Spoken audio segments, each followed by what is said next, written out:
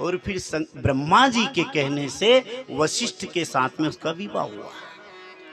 वही अरुंधति जो यज्ञ में जल ली थी, तो उसका जो आधा भाग था, ऊपर का भाग था, वो प्रातः संध्या सुबह की संध्या हुई। ये जो नीचे का भाग था वो शाम की संध्या हुई। तेजोमय प्रकाशमय बड़ा सुंदर वातावरण। तो जो ऊपर का भाग था वो सुबह आदि संध्या, यानी दिन का प्रारंभ आदि संध्या से होता है, और जो ऊपर का भाग था शाम की संध्या के रूप में। और जो उसका मन जो कलुषित था वो अरुंधति के रूप में प्रकट हुआ, और अरुंधति का विवाह वशिष्ठ के साथ में हुआ, जो वशिष्ठ राम के भी गुरु थे। वशिष्ठ, और आज भी सप्त ऋषियों में अरुंधति, महात्माओं ने ऋषि पद प्राप्त किया, पर भारत की एक महिला आज भी 7 ऋषियों ने अरुंधति के वशिष्ठ के साथ में आकाश मंडल में निवास करती, विचरण करती है। अरुंधति को लोग दर्शन करते हैं। जो अरुंधति का दर्शन करता है, जो अरुंधति का इस आख्यान को सुनता है, इस कथा को सुनता है, उसका सौभाग्य सुख संपत्ति बढ़ता है। ऐसा शिव पुराण में लिखा है, सुख सौभाग्य बढ़ता है। फिर जो है ब्रह्मा जी ने कहा मैं आगे सृष्टि का निर्माण करने लगा, तो मैंने अपने शरीर को 2 भाग में विभक्त कर दिया। आधे से स्त्री बन गया, आधे से पुरुष बन गया। भगवान शंकर जो अर्धनारीश्वर है, उन्हीं की सत प्रेरणा ने मुझे 2 भागों में विभक्त कर दिया कि तेरे में स्त्री है, तेरे में पुरुष है। जो स्त्री हुई उसका नाम सतरूपा हुआ, और जो पुरुष हुआ उसका नाम स्वयंभू मनु हुआ। स्वयंभू मनु और सतरूपा। स्वयंभू मनु, स्वयं यानी खुद, भू यानी भूमि, मनु यानी मनुष्य रूप में पहली बार धरती पर आया था, इसलिए उसका नाम स्वयंभू मनु, और स्त्री का नाम जो उसके साथ में जो प्रकट हुई थी सतरूपा हुआ। ब्रह्मा जी ने कहा अब तुम मैथुनी सृष्टि प्रारंभ करो। स्वयंभू मनु सतरूपा ने मैथुनी सृष्टि प्रारंभ करी, तो उनके 2 पुत्र और 3 बेटी, 5 संतान हुई। स्वयंभू मनु सतरूपा पते द्वयपुत्रम द्वयपुत्री त्रयपुत्री उत्तान पादम प्रियव्रतस्य द्वयपुत्रः आकृतिम दयहुतिम प्रसूतिम च त्रयपुत्री। प्रियव्रत और उत्तानपाद नाम के 2 बेटे हुए, और आकृति, प्रसूति और देवहुति नाम की 3 कन्या हुई, जिससे वंश ये संसार फिर आगे बढ़ा। देवहुति का विवाह करदम जी के साथ में हुआ, जहां भगवान कपिल नारायण प्रकट हुए। करदम जी का विवाह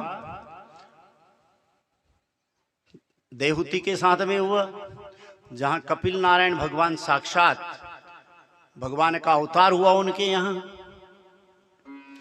जिनने सांख्य शास्त्र का उपदेश दिया। मनु की बेटी थी देवहुति। मनु महाराज ने ब्रह्मा जी से कहा मैं अपनी बेटी का विवाह किसके साथ करूं? बोलो करदम जी के साथ कर दो, अपनी बेटी का कन्यादान करो। और याद रखना, कन्यादान से बढ़कर संसार में कोई दान नहीं है।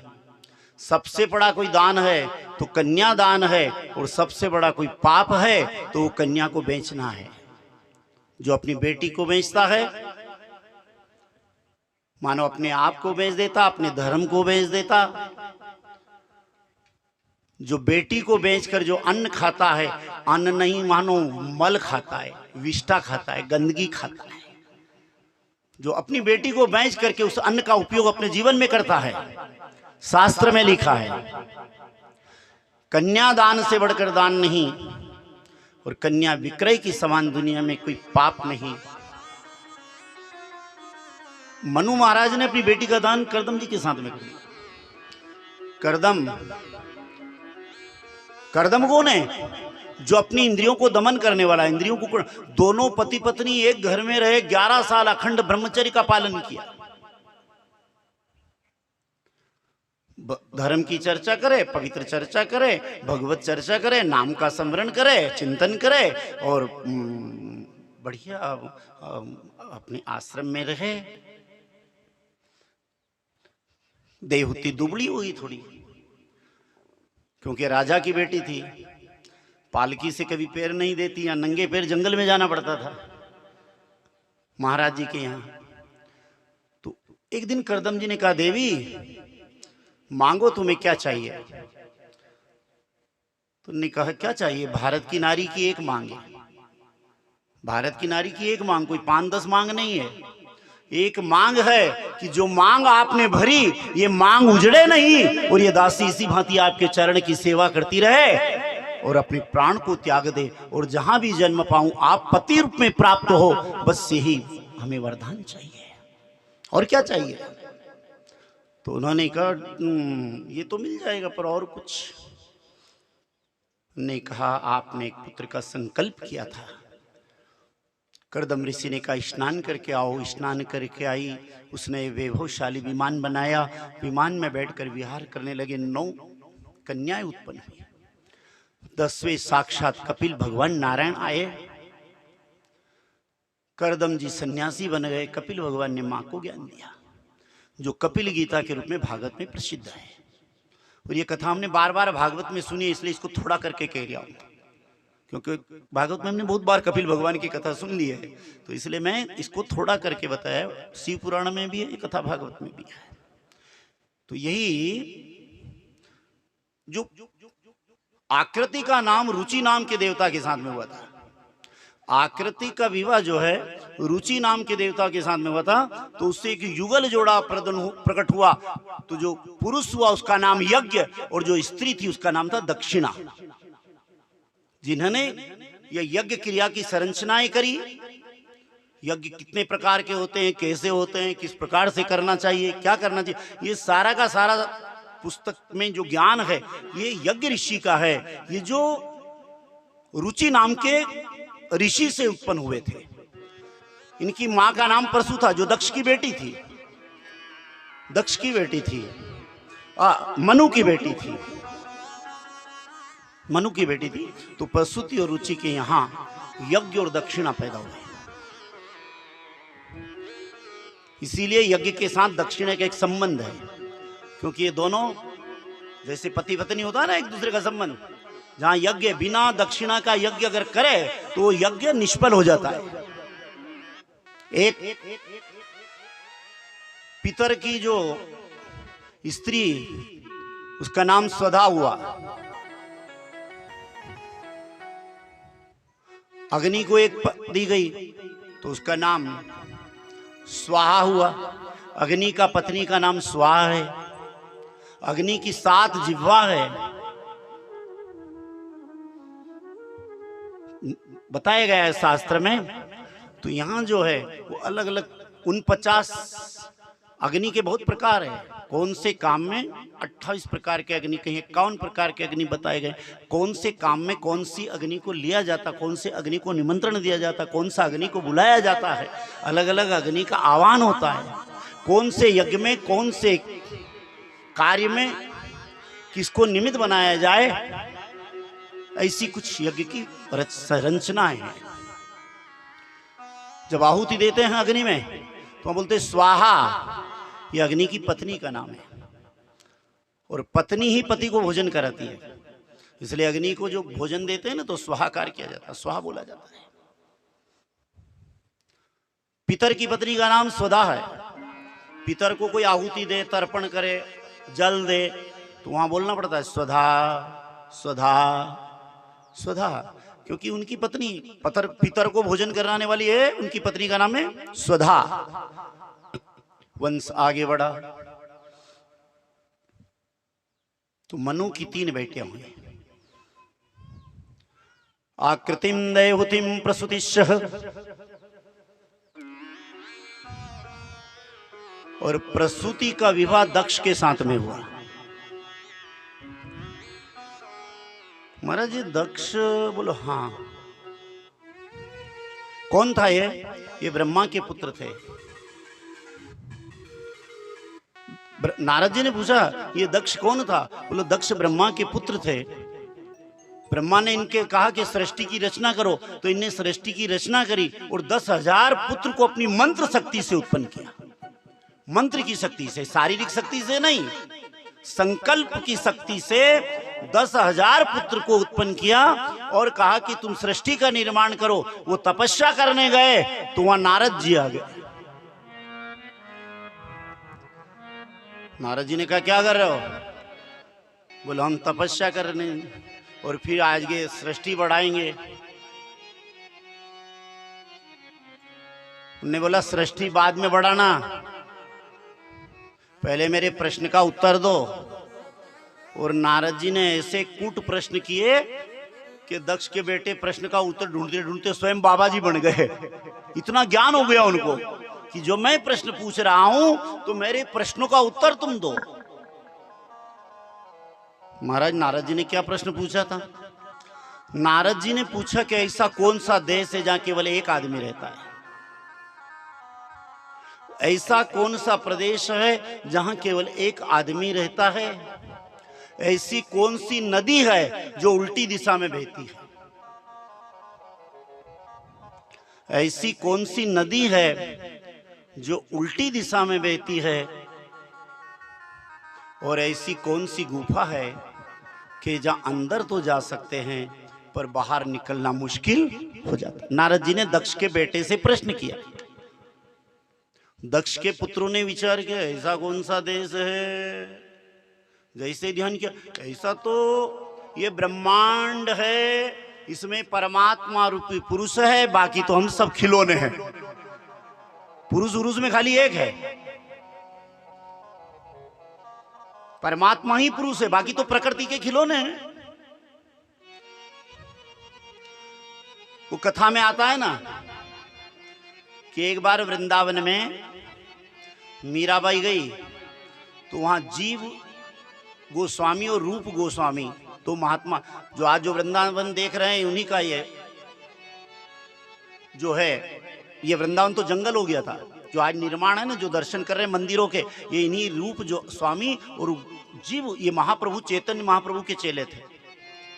तो जैसे ही वहां गए मीराबाई तो वो किसी स्त्री से मिलते नहीं थे, किसी स्त्री को देखते भी नहीं थे। तो चेले ने कह दिया कि महाराज जी किसी स्त्री से नहीं मिलते, कोई स्त्री से महाराज मिलते नहीं है। तो मीराबाई ने कहा मेरा जवाब तुम्हारे गुरु को सुना दो, मैं जा रही हूं द्वारका। बोले क्या? कि मैंने तो सुना था कि वृंदावन में एक पुरुष कन्हैया है, बाकी तो सब गोपियां हैं, उसकी सखियां हैं, सहचरी है, सेवा भाव में है, ये दूसरा पुरुष कहां से प्रकट हो गया? अरे पुरुष तो परमात्मा है, कन्हैया है, केवल हम उनकी आत्माएं हैं, हम तो उनकी आत्मा हैं, पुरुष तो केवल मेरा गोविंद है, मेरा भगवान है, दूसरा कहां से? और चेले ने जाकर कहा तो रूप स्वामी दौड़ते मीराबाई के चरण में गिर पड़े, आज आंख खोल दी मेरी मां, आंख खोल। ऐसा देश है जहां केवल एक आदमी रहता है, परमात्मा, और इस शरीर रूपी देश में केवल आत्मा। ऐसी कौन सी नदी है कि जो उल्टी दिशा में बहती है? नारद जी ने फिर प्रश्न किया ऐसी कौन सी नदी है जो उल्टी दिशा में बहती है?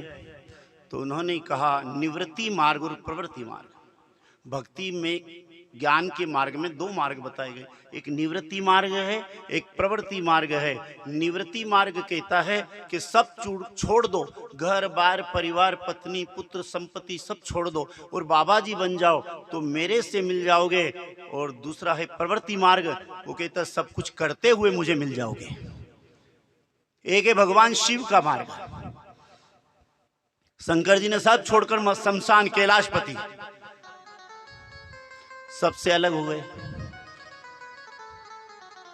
तो कैलाशपति ये कहते हैं सब कुछ छोड़ दो, और कन्हैया कहता है एक योगीश्वर है एक योगेश्वर है कि तुम सब कुछ करते हुए घर में रहते हुए भी परमात्मा को प्राप्त कर सकते हो। इन दोनों में दिखाई अलग अलग है पर दोनों का मुकाम एक है, लक्ष्य एक है, स्थान एक है। दोनों परमात्मा तक, प्रवृत्ति मार्ग और निवृत्ति मार्ग, ये दोनों परमात्मा तक पहुंचाने वाले दिखाई उल्टे देते हैं। एक कहता सब छोड़ो, दूसरा कहता सब कुछ पकड़ के करो। तीसरा प्रश्न किया ऐसी कौन सी गुफा है कि जहां केवल अंदर प्रवेश तो कर ले पर बाहर निकलना मुश्किल हो जाए। दक्ष ने पुत्रों ने विचार किया ऐसी कौन सी गुफा है? अरे आदमी कोशिश करे तो हर गुफा से निकल जाए। ध्यान से देखा, चिंतन किया। नारद सामने बैठा था, परम ज्ञानी आदमी। मन में विचार आया कि भक्ति रूपी गुफा एक ऐसी गुफा है कि जहां अंदर तो प्रवेश कर ले पर फिर निकलना मुश्किल। पहले तो भक्ति में जाना बहुत मुश्किल है साहब, बहुत प्रकार से उलझन है। ने चले गए तो फिर निकलना। प्रहलाद से हिरण्यकशिपु के कि देख रहे मान ले, भजन मत कर। अंगारे पर जलाया, अग्नि में जलाया, समुद्र में डुबाया, हाथी से कुचलवाया, जेल में डाला, आरे से कटाया। उसने कहा लाख कोशिश करो, पर एक बार अंदर चला गया। मीराबाई को जहर का प्याला आया, सांप का पिटारा आया, बिच्छू आया, कितनी वेदना। पर ने कहा एक बार जो चला जाए। मीराबाई के श्याम स्वरूप बसोहिय में तो और नहीं जग भावेरी। एक बार श्याम बस गया ना, गोविंद बज गया ना, तो दूसरा अच्छा ही नहीं लगे। श्याम स्वरूप बसोहिय में तो और नहीं जग भावेरी। कहा कहूँ मैं माने मेरी, सिर बीते सो जानेरी, सिर बीते सो जानेरी। जो भक्ति करी है नी, उद्धव जी जब उद्धव संदेश लेकर गए तो गोपियों ने कहा उद्धव तेरे ज्ञान की गोदड़ी ले जा। ये ज्ञान हमारा किस काम का है? जिस भगवान का हाथ पैर नहीं है, मुंह नहीं है, चेहरा नहीं है, आंख नहीं है, ऐसा भगवान हमें नहीं चाहिए। हमारा कन्हैया है जो आनंद हमें दिया, आंखों से देखता था, जीभ से हमारा नाम लेता था, हाथ से स्पर्श करता था, हमारे साथ गटके लिया और नाचता था। ऐसा भगवान किस काम का है कि जिसका हाथ पैर भी नहीं, नाक कान भी नहीं, जिसमें कोई रस ही नहीं। ऐसा रसहीन भगवान हमें नहीं चाहिए। ऐसा भगवान किस काम का? श्याम स्वरूप बसो ही में, एक बार कन्हैया बस जाए। हाँ हाँ, मीराबाई ने यही तो कहा है कि राणा कितना भी कुछ कर ले, पर कुछ भी तुझे जो करना है सो कर ले, पर यहाँ भजन नहीं टूटे साहब। मंदिर में अकेली भजन है। मीराबाई तो लग गई ना, जो भजन में लग जाए ना। हरी में तो प्रेम दीवानी मारो, दर्द न जाने कोई।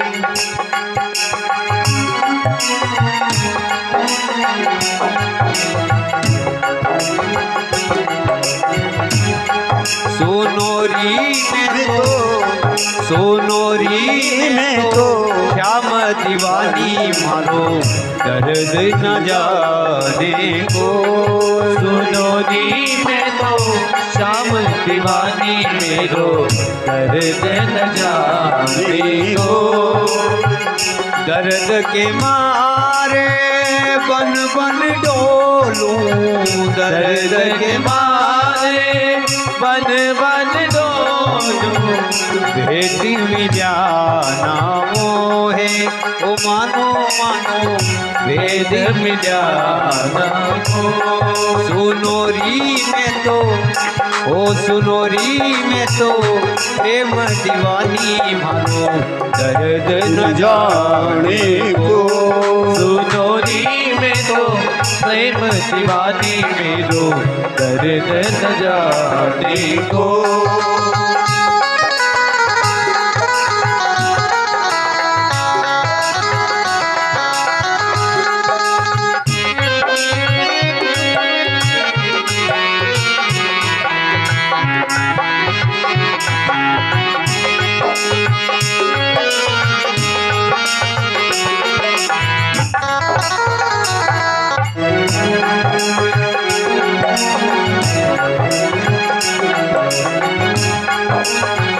सोलियों पर से चिपिया की मिलना किस विध हो, सूलियों पर सेज प्यारी, मिलना किस विध हो,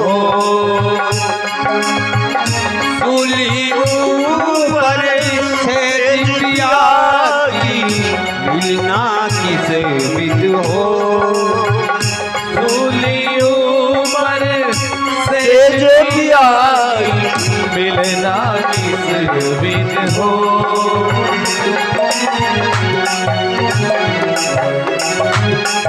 सुनोरी में तो श्याम दीवानी मारो दर्द न जाने को, सुनोरी में तो प्रेम दीवानी मेरो दर्द न जाने को, सुनोरी में तो प्रेम दीवानी मारो दर्द न जाने को, सुनोरी में तो प्रेम दीवानी मेरो दर्द न जाने को।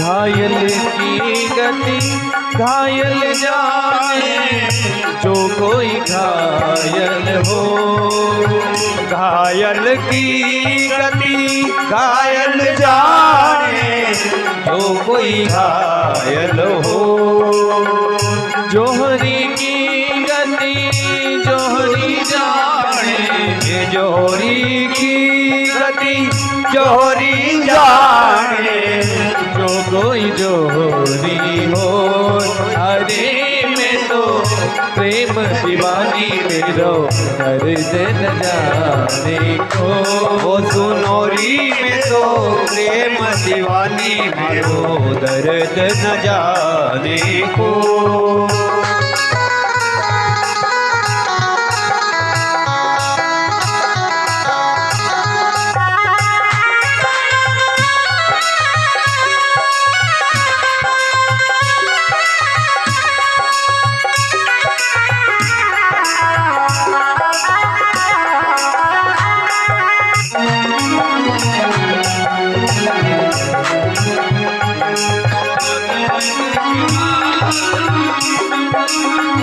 दर्द दीवानी मीरा मीरा, दर्द दीवानी दर्द न जाने कोई, सुनोरी में तो प्रेम दीवानी मारो दर्द न जाने को, सुनोरी में तो प्रेम दीवानी मारो दर्द न जाने को, दर्द न जाने को, दर्द न जाने को। ऐसी गुफा भक्ति है कि जहां अंदर तो चला जाए पर निकलना मुश्किल हो जाए। और दक्ष के 10,000 पुत्र बाबा जी बन गए। खबर आई सबके सब सन्यासी बन गए। तो दक्ष ने फिर तपस्या करी, ने फिर संकल्प से 10,000 पुत्र फिर मंत्र द्वारा प्रकट कर दिए। मानसिक सृष्टि मन से प्रकट कर दी। फिर गए, फिर नारद जी आ गए, वही की वही बस वही रामायण भागवत जो ज्ञान था उनको सुनाने लगे सामने। और भैया वैसे काका जी लगते थे, दक्ष और नारद जी भाई भाई थे, ब्रह्मा जी के बेटे थे। और भतीजा क्यों झंझट में फंसो, अब हर आदमी चाहे अपना अपना टोला बने, सब अपना जैसे बाबा जी बनाएगा, गृहस्थी गृहस्थी बनाएगा, हाँ सत्संगी सत्संगी बनाएगा, शराबी शराबी बनाएगा, सटोरिया सटोरिया बनाएगा, जुआरी जुआरी बनाएगा। भाई अपना अपना टोला सब बनाएगा। हमारी पार्टी हमारी इधर आओ, हमारे इधर आओ, हमारे इधर आओ।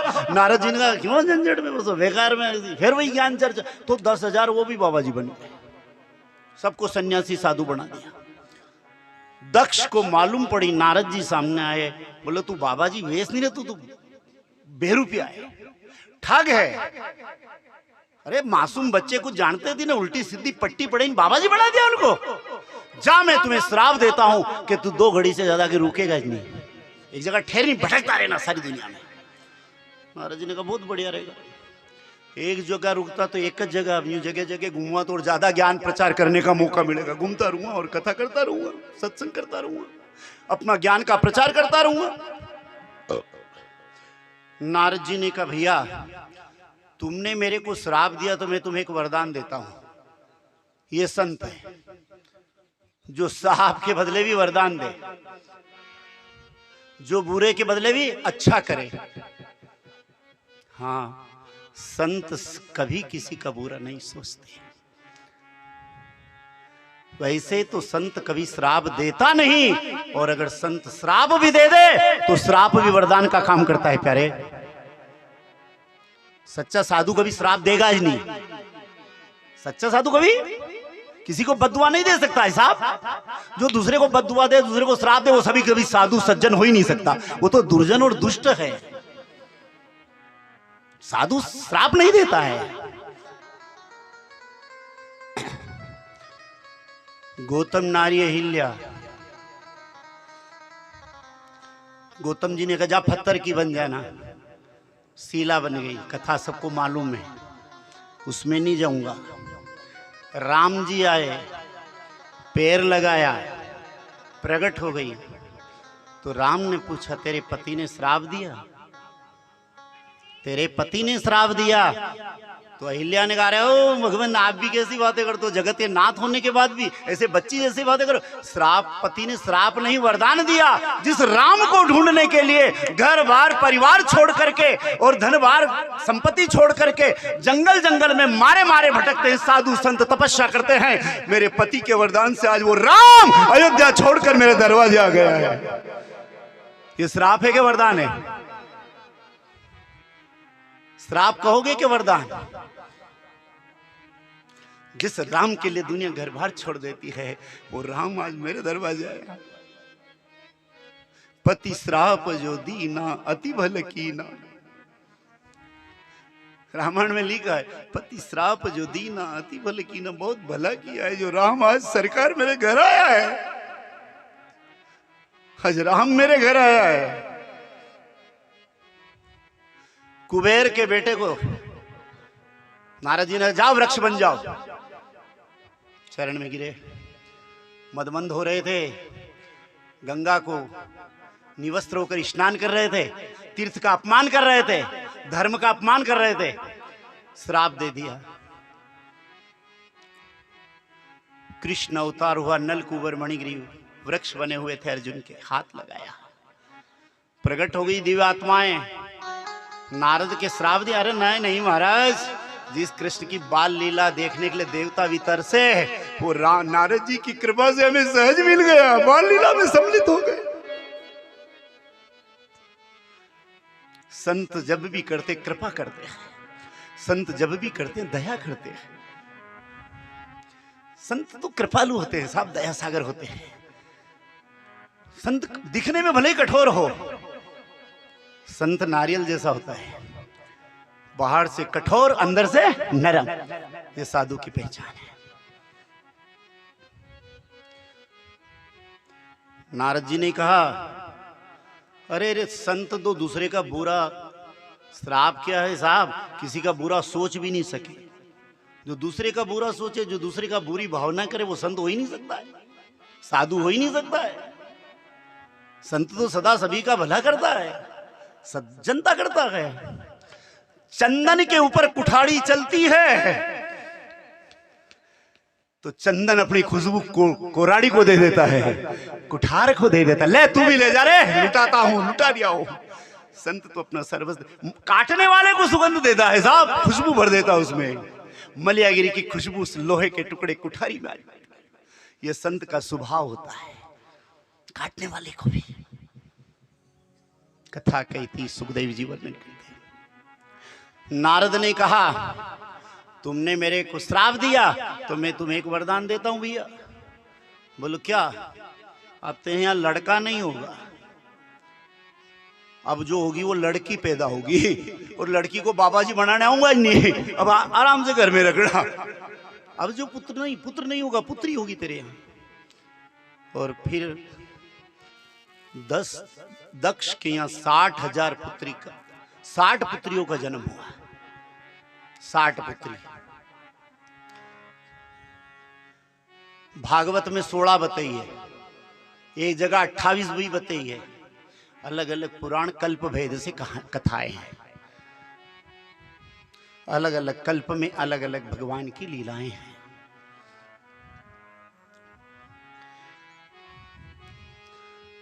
तेरा पुत्रियों का विवाह दक्ष ने धर्म के साथ कर दिया। 13 पुत्री जो थी नी दक्ष की, 13 पुत्रियों का विवाह धर्म के साथ। धर्म की 13 पत्नी है। धर्म की पहली पत्नी का नाम है दया। और याद रखना, जिसके जीवन में दया नहीं है, भले जितना धार्मिक बनने की कोशिश करो वो धार्मिक हो ही नहीं सकता है, भले पाखंड कर ले।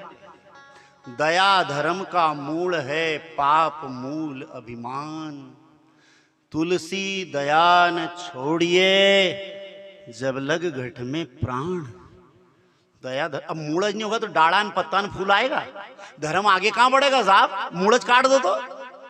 जीवन में दया ही नहीं है। अगर जीवन में धर्म का प्रथम पत्नी है दया, यहां से धर्म का वंश आगे बढ़ेगा। तो पहली पत्नी का नाम है दया, और जिसके जीवन में दया नहीं है तो समझो, हाँ भले स्वांग भले ही बना लिया हो, भले धार्मिक बनने का बाणा पहन लिया हो, भले वो कालनेमी रावण जैसा साधु भी बन गया हो, ब्राह्मण भी बन गया हो, सज्जन भी दिखावा भी कर रहा हो, पर जिसमें दया नहीं है, भले कोई भी हो साहब, दुनिया में कोई भी हो सकता है, वो जिसमें दया नहीं है वो धार्मिक नहीं हो सकता है। हाँ, दूसरे कुछ हो पर उसको धार्मिक नहीं कह सकते। श्रद्धा, जिसमें श्रद्धा नहीं है, शास्त्र में लिखा है बिना श्रद्धा हतो धर्मः। ऐसा लिखा है, बिना श्रद्धा हतो धर्मः। बिना श्रद्धा का धर्म निष्फल है, बेकार है, किसी काम का नहीं है। धर्म तो कर रहे हैं पर श्रद्धा नहीं है। हम धर्म तो कर रहे हैं पर लालच से करते, स्वार्थ से करते, मतलब से करते। आज तो आदमी धर्म ऐसा बदले जैसे कपड़ा बदले। ये फलाना देवता अच्छा है ठीक है, अगर महीना भर में अपना मतलब पूर्ति नहीं हुई, स्वार्थ पूर्ति नहीं हुई, फेंको इनको दूसरा।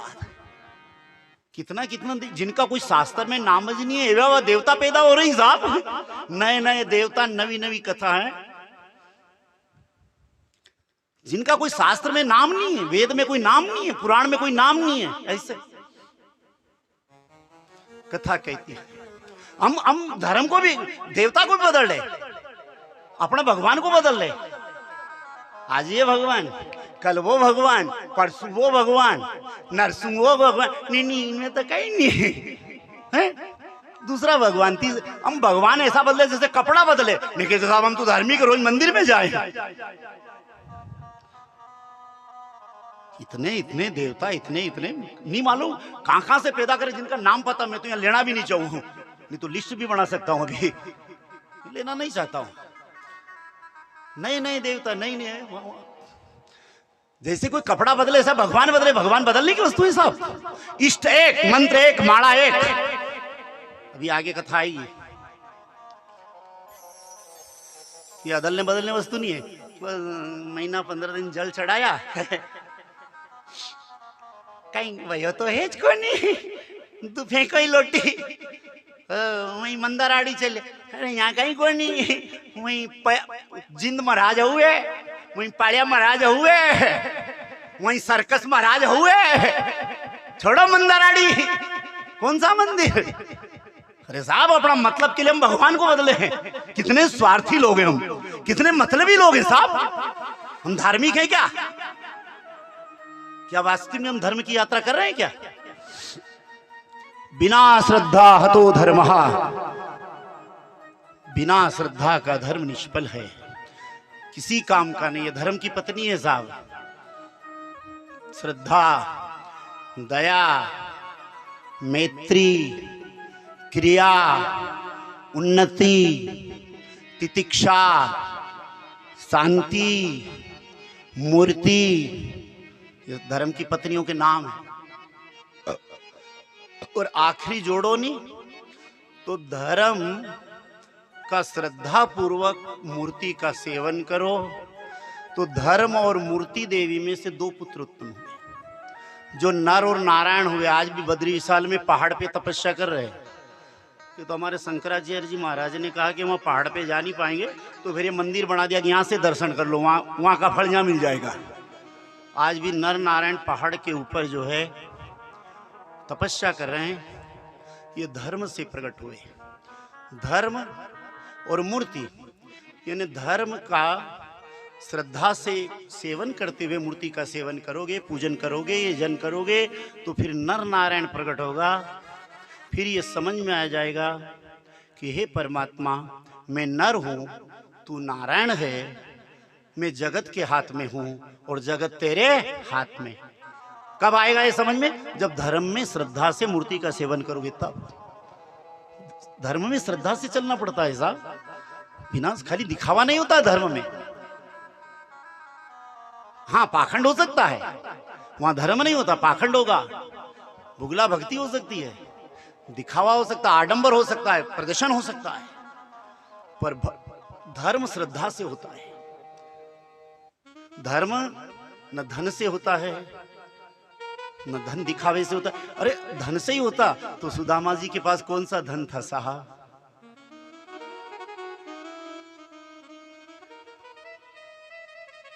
दो मुट्ठी चावल, 3 मुट्ठी, और वो भी घर के नहीं, अड़ोस पड़ोस में मांग कर लाए गए। घर में तो अन्न का दाना ही नहीं। पर आज भी धार्मिक में नाम आता है ना उनका। धर्म कथा कहती है, सूत जी वर्णन करते हैं, तो 13 धर्म को, अग्नि को, पितर को,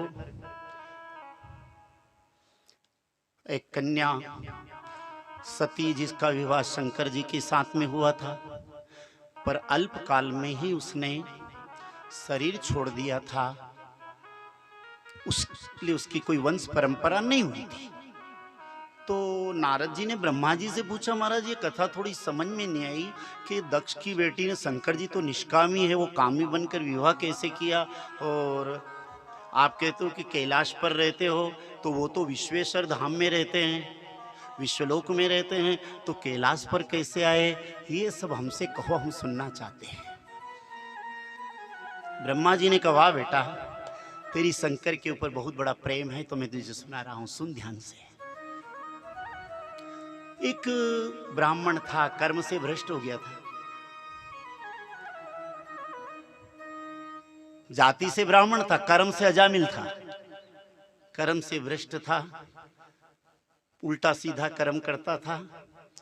भगवान की कोई प्रेरणा, एक दिन उससे कुछ रात का समय था, चोरी की लालसा से थोड़ा भूखा भी था, शिव मंदिर में गया, कुछ दिखाई नहीं दिया, तो उसने अपना अंगर का जो ऊपर का ऊपर ना वस्त्र है वो जला करके लाइट किया, थोड़ा प्रकाश हो जाए।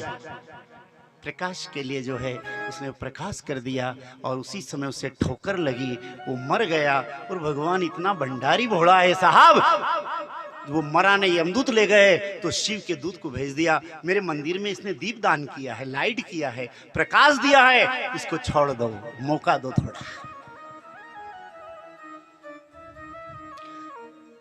एक मुरारी बापू के मुखारविंद से मैंने सुना था कि भगवान क्या है, तो उनने कहा था कि अव्यवस्था, अव्यवस्था का नाम भगवान है।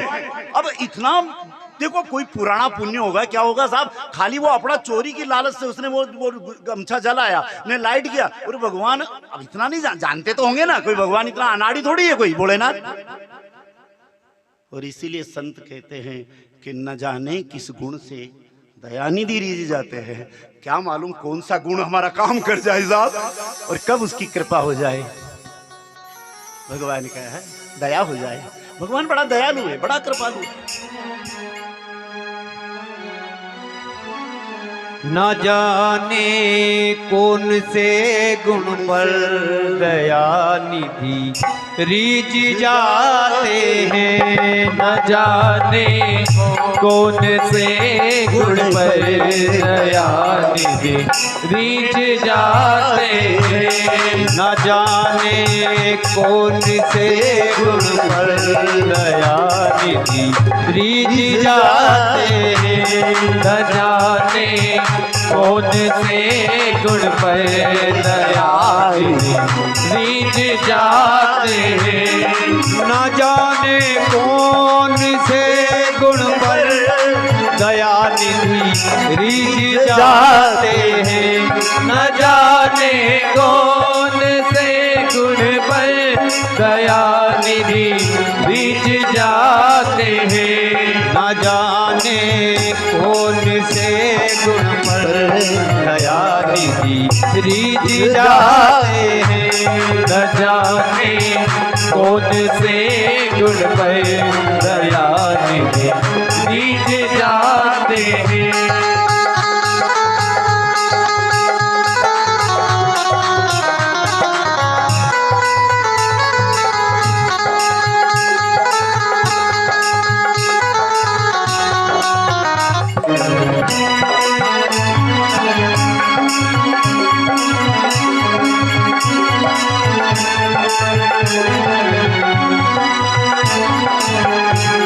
नहीं स्वीकार करते हैं निमंत्रण द्रप दुर्योधन का। नहीं स्वीकार करते हैं निमंत्रण दुर्योधन का। नहीं स्वीकार करते हैं निमंत्रण द्रप दुर्योधन का। नहीं स्वीकार करते हैं निमंत्रण दुर्योधन का। विदुर के घर पहुँच करके विदुर के घर पहुँच करके भोग भक्तों का खाते हैं। विदुर घर के पहुँच करके भोग भक्तों का खाते हैं। न जाने कौन से गुण पर दयालु रीझ जाते हैं।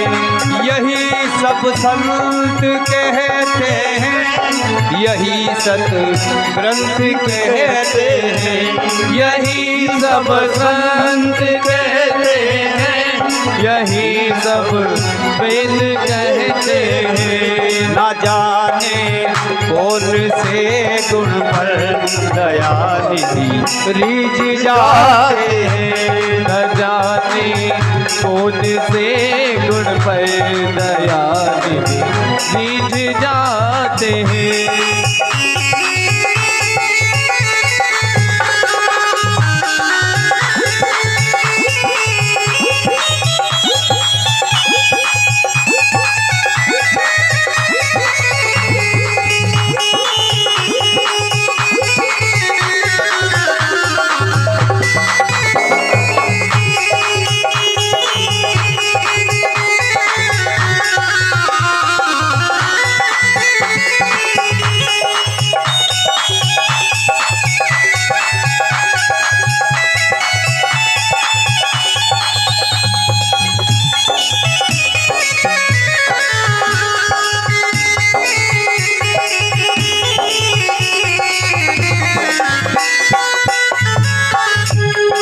रोए मन गमन सुन गए पिता की वेदनाओं पर।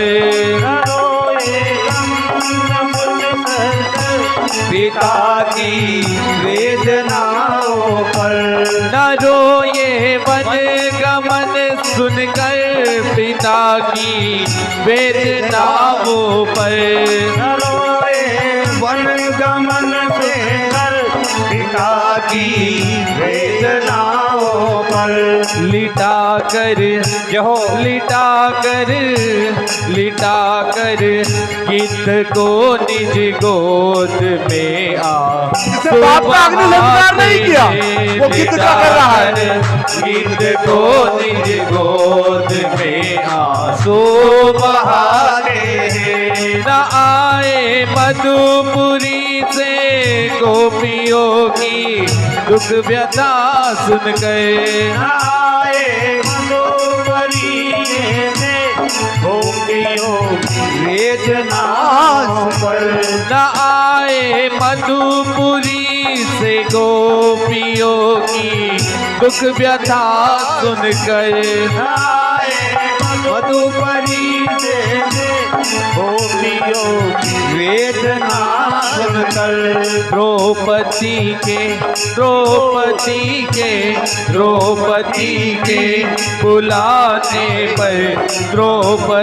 के बुलाने पर द्वारिका से दौड़े आते द्रौपदी के बुलाने पर द्वारिका से दौड़े आते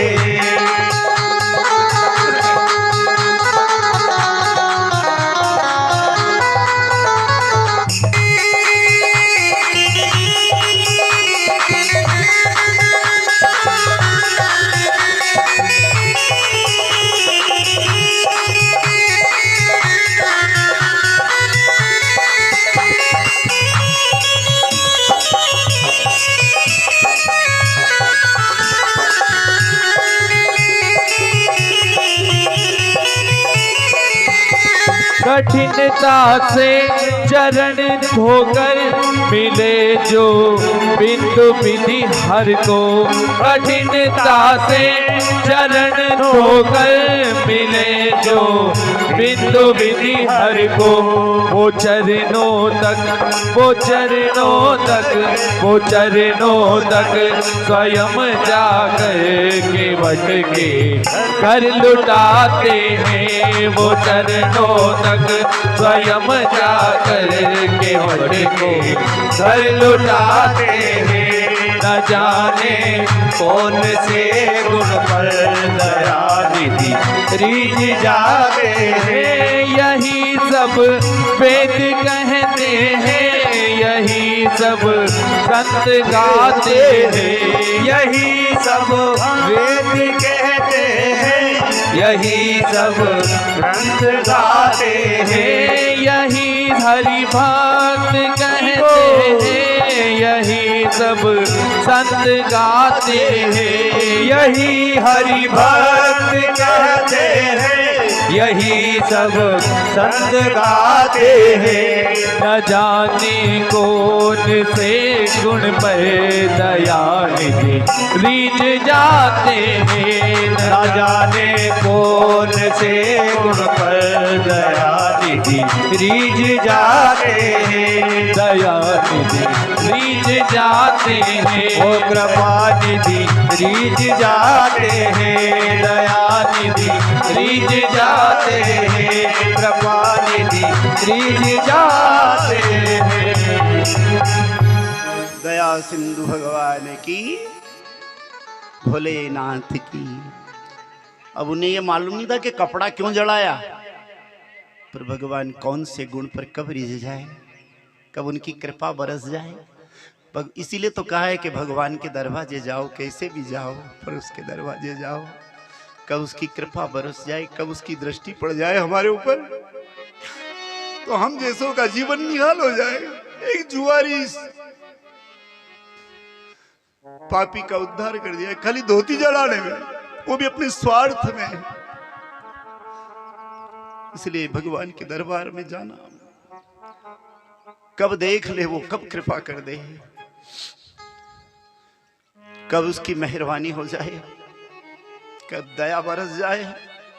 उसके सामने जाओ, बैठो, देखो, दर्शन करो, बड़ा आनंद है। छोड़ दो। राजा के यहाँ जन्म लिया, उसका नाम दम हुआ, शिव पुराण कहता है। राजकुमार बन गया वो दूसरे जन्म में। अब इसको मौका दो। ये मंदिर में आया था, ये भगवान के सामने आया था। भगवान के सामने जाओ तो सही साहब। वो सूरदास जी की कथा में आता है ना कि रोज बांके बिहारी के मंदिर जाते थे, चौखट पर नाक रगड़ते, प्रणाम करते। कुछ मन चले लोग थे, हाँ, जाने वाले जाएंगे, रोकने वालों की कोई कमी नहीं है। किसी ने क्यों बाबा दिखाई देता है? अब सूरदास आंख से अंधे थे, बोलो दिखाई तो नहीं देता, तो फिर रोज मंदिर क्यों आते हो? तो सूरदास जी ने बहुत सुंदर जवाब दिया था कि मुझे तो दिखाई नहीं देता है, आपको दिखाई देता है ना, आपको मुबारक। मैं तो अंधा ही भला हूं, जो गोविंद की कृपा हुई वो बहुत बढ़िया है। जो उस कृपा सागर ने कम से कम इंसान तो बनाया। मैं इसलिए आता हूं कि मुझे दिखाई ना दे, या दिखाई दे या ना दे, पर मेरे भगवान को तो दिखाई देता है। और बस भगवान देख ले, बस इससे बड़ी क्या बात है साहब। मंदिर में जाओ, उस आदमी पर कृपा हुई और वो अगले जन्म में राजा का बेटा हुआ, उसका नाम दम हुआ। शिव पुराण कहता है बचपन से ही भक्ति, खेल खेल में शिवलिंग बनाए, पत्ते चढ़ाए, पानी ले आए चढ़ाए, बच्चों के साथ खेले तो खेल में भी भगवान का सब इकट्ठे हो जाए, ताड़ी बजाए, नाचे गाए। बचपन से अगर भक्ति का रंग लग जाए तो समझ लेना प्यारे आखिरी जन्म है। कोई गलती से भटक गया था, जाना तो कहीं और था, फिर थोड़ी स्टेशन कहीं बदल दी, कोई कारण से यहाँ आ गया है। बचपन से अगर भक्ति का रंग लग जाए, ईश्वर की तरफ बढ़ जाए, तो समझो भगवान की बहुत बड़ी कृपा है हमारे ऊपर। दम जो है बचपन से ही शिव की पोशाक बनाए, शिव की लीला करे, ये करे, ऐसा बने, वेश बना और गले में माला पहन ले, कुछ कर ले, ऐसे खेल करने लगा। थोड़ा बड़ा हुआ, पिताजी ने पढ़ाया भी सही, आखिर में पिताजी मरे तो गादी तो मिलना ही थी। अब बाप की संपत्ति पर तो बेटे का अधिकार होता ही है ना। पिता मर गए तो दम को राजा बनाया गया, राजा बना। शिव भक्त था, उसने गांव गांव में शिव मंदिर बनाना चालू कर दिया। कथा कहती है शिव मंदिर का निर्माण किया, जहां भी जो पुराने मंदिर थे, जर्जर थे, उनकी मरम्मत कराने लगा। और उसको इतना आनंद कि एक धोती जलाने से इतना आनंद हुआ कि हर शिव मंदिर में अंधकार नहीं प्रकाश, दीप दान करो, दीप दान करो, दीपक लगाओ शिव मंदिर में, रोशनी करो। और साहब उसके राज्य में वो धीरे धीरे उस पुण्य की कमाई बढ़ने लगी, उसकी वो इकट्ठी करना लगा तिजोरी, वो इस तिजोरी इकट्ठी करने लगा। धीरे धीरे उसका पुण्य का प्रताप बढ़ा, आखिर में बेटे को राज दे करके और वो जंगल में तपस्या करने गया। तपस्या करने चला गया, तपस्या करी उसने। भगवान शिव शिवा के साथ में शिव और शिवा दोनों प्रकट हो गए, शिव और शक्ति दोनों प्रकट हो गए सामने। मांगो क्या चाहिए? बहुत प्रसन्न हूं तेरे ऊपर में। तो शिव जी, वो शिव जी का भक्त था, ये कौन, ये नारी? शिव जी को प्रणाम किया और देखा ये कौन है, इतनी रूप लावण्य में, और शिव जी अपने साथ में लेकर आए, ये कौन है? थोड़ी ये कि मेरे से भी भगवान इनसे ज्यादा प्रेम करते हैं, ये कौन है? थोड़ी दृष्टि करके पार्वती जी की तरफ देखने लगा, शक्ति की तरफ देखने लगा, शिवा की तरफ देखने लगा। तो पार्वती जी को थोड़ा आवेश आ गया और देखने के कारण उसकी एक आंख की जो दृष्टि चली गई, उनकी आंख से दिखाई देना ही बंद हो गया। भगवान शंकर का जो प्रकाश पुंज था ना, तो उसकी ज्योति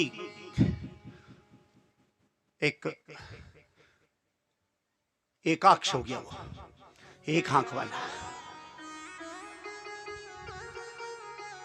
भगवान शंकर ने पार्वती जी ने कहा देखो देखिए ये कौन है, ये मेरी तरफ से क्रूर दृष्टि से देख रहा है, कठोर दृष्टि से देख रहा है। शंकर जी ने कहा नहीं नहीं, ये क्रूर दृष्टि से नहीं, ये तुम्हारा बेटा है, पुत्र है, हमारा लाडला है, तूने न जानती हो। अरे ये तो प्रेम दृष्टि से देख रहा है कि तुमने ऐसा कौन सा पुण्य किया है, कौन सा भजन किया है, कौन सी तपस्या करी है, कौन सा साधन किया है जो तुम शंकर जी की बगल में बैठी हो। ये तो प्रेम भरी दृष्टि से देख रहा है, इस पर कृपा करो। पार्वती ने कहा जाओ, अभी आंख फूट गई है तो तुम एक आंख से ही दोनों काम करोगे। तुम्हारा नाम एकाक्ष होगा, कुबेर। यानी तुमने वेर दृष्टि, ईर्ष्या दृष्टि से मेरी तरफ देखा कि मेरे से ज्यादा पुण्य किया तो तुम्हारा नाम कुबेर होगा और तुम धन के अध्यक्ष हो जाओगे। गुहकों के, गुल्लकों के, तिजोरी के, जो भी धन के स्वामी, तुम कुबेर कहलाओगे। एकाक्ष होकर के जगत में यक्ष गंधर्व किन्नर के राजा होगे और इस अलकापुरी में सदा निवास करोगे। पार्वती जी ने कह दिया, चरणों में गिर पड़ा। नहीं ये सब ये नहीं चाहिए। चाहिए क्या? ये तो दे दिया, मिल गया तेरे को। आप चाहिए, आप मेरे साथ रहो। तो ये अलकापुरी ने धन दौलत, ये कुबेरी ने खजाना क्या काम का? तो भगवान शंकर ने कह दिया कि मैं सदा तेरे पास आ जाऊंगा। और भगवान शंकर पार्वती उसको अलकापुरी दी और विश्वेश्वर धाम में गए। वहां डमरू बजाया, शंख वादन हुआ, सब गण इकट्ठे हुए। क्या हुआ? कैलाश लोक चल रहा है, अलकापुरी के पास में मेरा मित्र कुबेर है, मेरा मित्र हो गया है। मैंने उसे वचन दे दिया है कि मैं सदा तेरे साथ रहूंगा। ऊपर से भगवान कैलाश धरती पर आ रहे हैं। वो जो विश्वेश्वर लोक में, आनंद लोक में, शिव लोक में रहने वाला शिव नीचे उतर रहा है आज कुबेर की भक्ति से। मेरा मित्र पुकार। भगवान विष्णु आए, ब्रह्मा जी आए, इंद्र आदि देवता गण आए, कोलाहल उत्सव आनंद होने लगा। शिव भगवान आकाश से कैलाश पर्वत, कैलाशपति महादेव। जब बोल कैलाशपति महादेव की। ऐसा डिमरू बजाया भोलेनाथ ने, सारा कैलाश पर्वत मगन हो गया। ऐसा डिमरू बजाया भोलेनाथ ने, सारा कैलाश पर्वत मगन हो गया।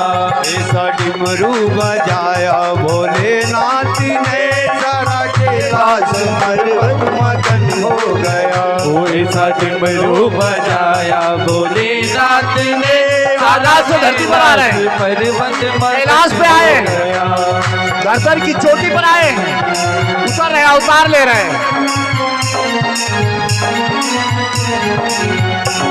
ऐसा डिमरू बजाया भोलेनाथ ने, सारा कैलाश पर्वत मगन हो गया। ओ ऐसा डिमरू बजाया भोलेनाथ ने, सारा कैलाश पर्वत मगन हो गया।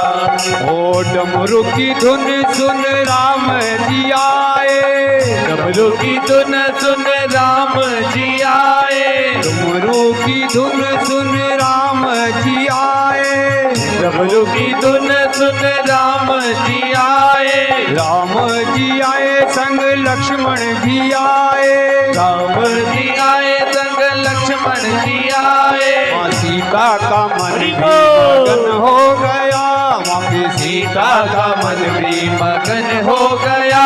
ऐसा डिमरू बजाया भोलेनाथ ने, ओ ऐसा डिमरू बजाया भोलेनाथ ने, सारा कैलाश पर्वत मगन हो गया।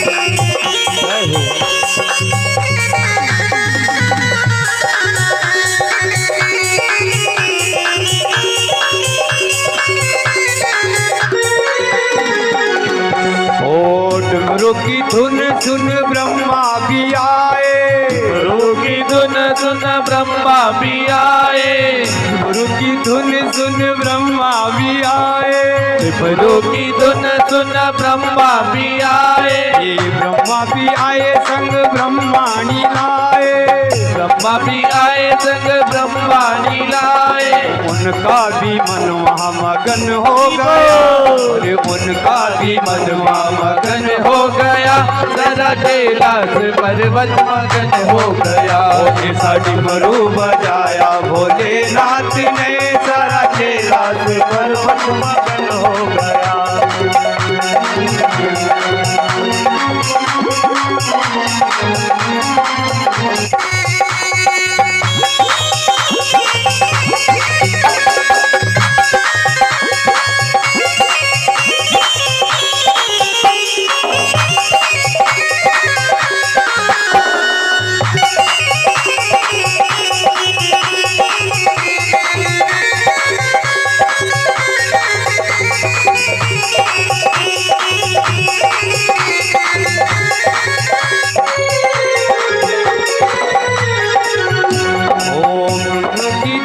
सुन विष्णु जी आए, डमरू की धुन सुन विष्णु जी आए, डमरू की धुन सुन विष्णु जी आए, डमरू की धुन सुन विष्णु जी आए, विष्णु जी आए संग लक्ष्मी को लाए, विष्णु जी आए संग लक्ष्मी को लाए, लक्ष्मी का मन भी मगन हो गया, लक्ष्मी का मन भी मगन हो गया, सारा कैलाश पर्वत मगन हो गया, ऐसा डमरू बजाया भोलेनाथ ने, सारा कैलाश पर्वत मगन हो गया, ऐसा डमरू बजाया भोलेनाथ ने, सारा कैलाश पर्वत मगन हो गया।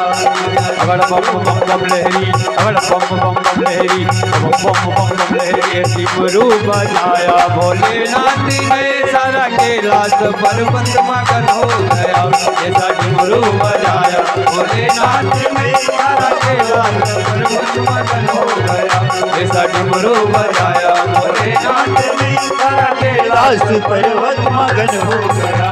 ओ अगड़ बम बम बम बम बम बम बम बम लहरी, अगड़ बम बम बम बम बम बम बम बम लहरी, डमरू बजाया भोलेनाथ ने, सारा कैलाश पर्वत मगन हो गया, ऐसा डमरू बजाया भोलेनाथ ने, सारा कैलाश पर्वत मगन हो गया, सारा कैलाश पर्वत मगन हो गया, सारा कैलाश पर्वत मगन हो गया। भगवान निराकार स्वरूप शिव शक्ति, शिवा और शिव कैलाश पर्वत पर निवास करने लगे। कुबेर के तपस्या से, भजन से, प्रभाव से आए, नीचे उतरे और कैलाश को मुकाम बनाया। नारद जी ने ब्रह्मा जी से कहा, मैंने सुना उनका विवाह हुआ था और ये सब दक्ष ने अपनी पुत्री का विवाह भी किया था, ये सब ऐसा हुआ था, हम नहीं सुना है। बोला हाँ, ये सब कथा हमें सुनाओ कि भगवान ने कहा दक्ष पुत्री के साथ कैसे ब्रह्मा जी ने कहा सुनो, ये सब मैंने ही प्रपंच रचा था।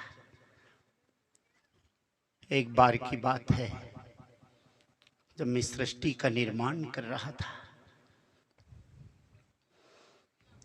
मैंने सरस्वती को प्रकट किया, सभी देवी देवताओं को प्रकट करने लगा। जब सरस्वती को प्रकट किया तो मन में थोड़ा काम प्रकट हो गया। भैरवतार में इसकी कथा विस्तार से आगे देखेंगे हम। ब्रह्मा जी का सिर काट दिया था उन्होंने, भगवान शिव पाणी ने, शूल पाणी ने त्रिशूल से। तो उन्होंने जो है, मुझे काम का आकर्षण हो गया था, थोड़ा काम वह हुआ था। तो सब देवता धिक्कार न रहे, भगवान शंकर ने रहे, तुम जगत के पिता हो, वेद के ज्ञाता हो, 4 वेद तुम्हारे मुखारविंद से निकले, तुम्हारे जैसे ज्ञानी कोई कृत्य शोभा नहीं देता हो, तुम्हारी दृष्टि दूषित है, दोषपूर्ण है, तुम्हारी दृष्टि तो निर्दोष होना चाहिए ना, तुम्हारी दृष्टि पवित्र होना चाहिए। भगवान शंकर ने उपहास किया और उनके शरीर के आकार में से भैरव प्रकट हुआ, जिसको काल भैरव कहते हैं। शिव का एक स्वरूप था, अंश था मानो, वो प्रकट हो गया और अपने नख से जो है, ब्रह्मा जी के 5 मुख थे, पंचमुखी थे, 4 दिशा में, एक ऊपर था, तो ऊपर वाला सिर जिस दृष्टि से वो देख रहे थे, वो नखून से उसका सिर कुरेद करके अलग कर दिया। अब कुरेद तो दिया, पर वो सिर उनके हाथ से चिपक गया, हाथ से वो कपाल चिपक गया, छुट्टी, जैसे कोई केमिकल चिपका दिया। खूब कोशिश करी सबने, और वो समस्या तो गई। ब्रह्मा जी का तो रिपेयरिंग कर दी, अंसारी हो गई व्यवस्था। अब भैरव का जो कपाल, जो शिव ही भैरव बनकर आए थे, कपाल वो निकले, उनके शरीर में से वो परम शक्ति प्रकट। क्या तब वहां ऋषि मुनियों ने कहा, ये सब तीर्थों का दर्शन करें, सब तीर्थों का दर्शन करें। जब इसका ये जो ब्रह्म हत्या का पाप लगी ना, क्योंकि ब्रह्मा का सिर काटा इसने, तो जहां ये सिर छूट जाएगा,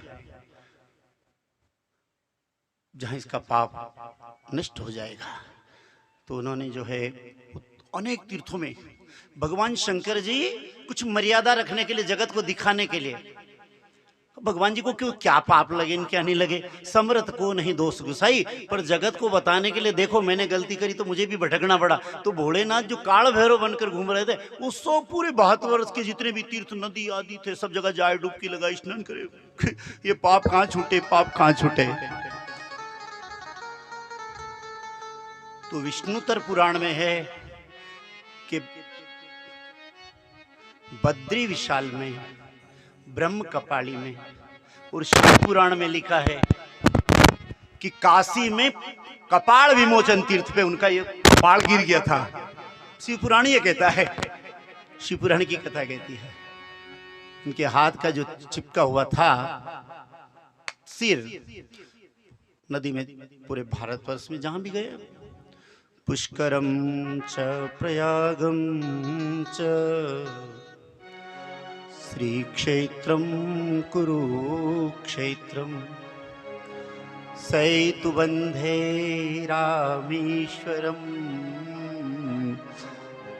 पुष्करम च प्रयागम च। पुष्कर में, प्रयाग में, हरिद्वार में, सब तीर्थों में गए। काशी के कपाल विमोचन तीर्थ पर गए, और जैसे ही डुबकी लगाई, कपाल छूट गया। आज भी ब्रह्मत्या का दोष लगे तो वहां स्नान करने से दोष का निवारण होता है, ऐसा पुराण में लिखा है। बड़े बड़े पापों को नष्ट करने वाला तीर्थ है ये। काल भैरव विराजमान हो गए। आज भी काशी विश्वनाथ के दर्शन कर ले, अन्नपूर्णा के दर्शन न करे तो पुण्य नहीं, और काशी विश्वनाथ अन्नपूर्णा के दर्शन कर ले, और जो काल भैरव का, क्योंकि वहां के कोतवाल है, साक्षी देने वाले, काल भैरव का दर्शन नहीं करे तो दर्शन का फल ही नहीं, ऐसा शिव पुराण के। काशी विश्वनाथ के दर्शन के बाद, अन्नपूर्णा के दर्शन के बाद, फिर कपाल मोचन है हमारे काल भैरव। उसका एक दूसरा प्रतिरूप हमारा उज्जैन में भी विराजमान है। हाँ, वहां से यहाँ के भी कोई भक्त ने भक्ति करी तो यहाँ भी आकर के चलो दर्शन देने आ गए। कथा कहती है तो यहाँ काल भैरव काशी में विराजमान हो गए।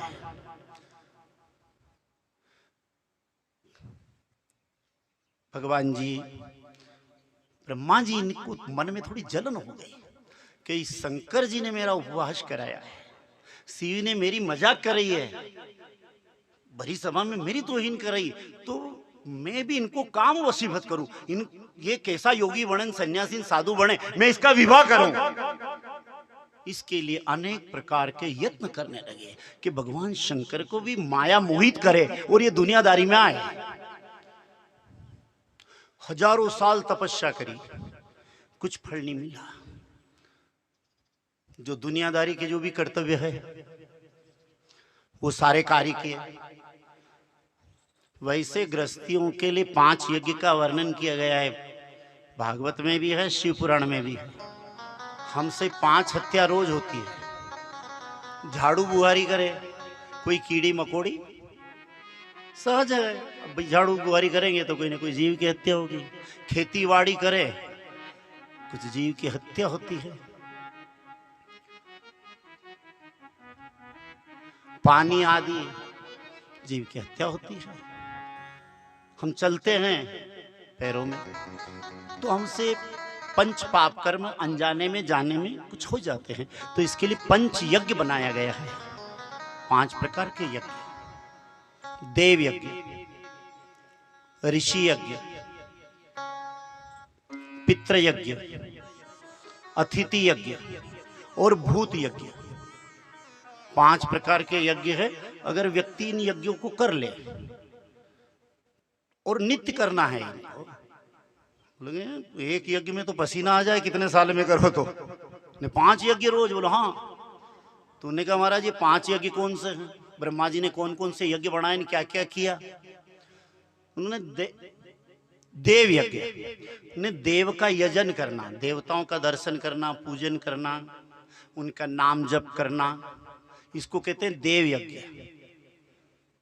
ये देव, क्योंकि देवताओं का हमारे ऊपर कुछ कर्जा है, बहुत कर्जे हैं हमारे ऊपर, बहुत लोगों के कर्जे। हम तो हम इतने नमक हरामी हो रहे हैं कि उनके कर्जे भूल रहे हैं और अपनी मस्ती में डूब रहे हैं।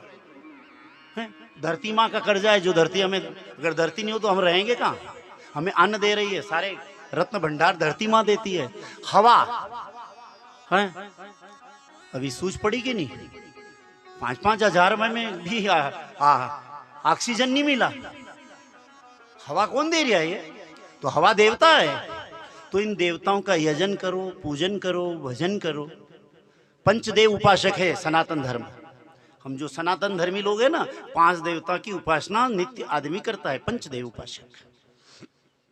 तो देवता का यजन करो, यानी उनको याद करो, स्मरण करो, पूजन करो, जो हमसे जो बन जाए वो।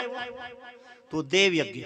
ऋषि यज्ञ, ऋषि यज्ञ यानी जो हमारे ऋषि मुनि हो गए, जो ये ग्रंथ बनाए, पुराण बनाए, गीता रामायण बनाए, महाभारत बनाई, वेद बनाया, उन ऋषियों को याद करना, वेद मंत्र को बोल लेना, पुराण के मंत्र को बोलना, कुछ नहीं तो रामायण के 1-2 चौपाई बोल ली, गीता जी का 1-2 मंत्र याद, ये ऋषि का ऋण है। क्योंकि ऋषियों ने अब उनको क्या करना था? सूखे पत्ते खाए बेचारे ने, कौन सा लेना देना था, जंगल में रहे, घर बार सब छोड़ करके।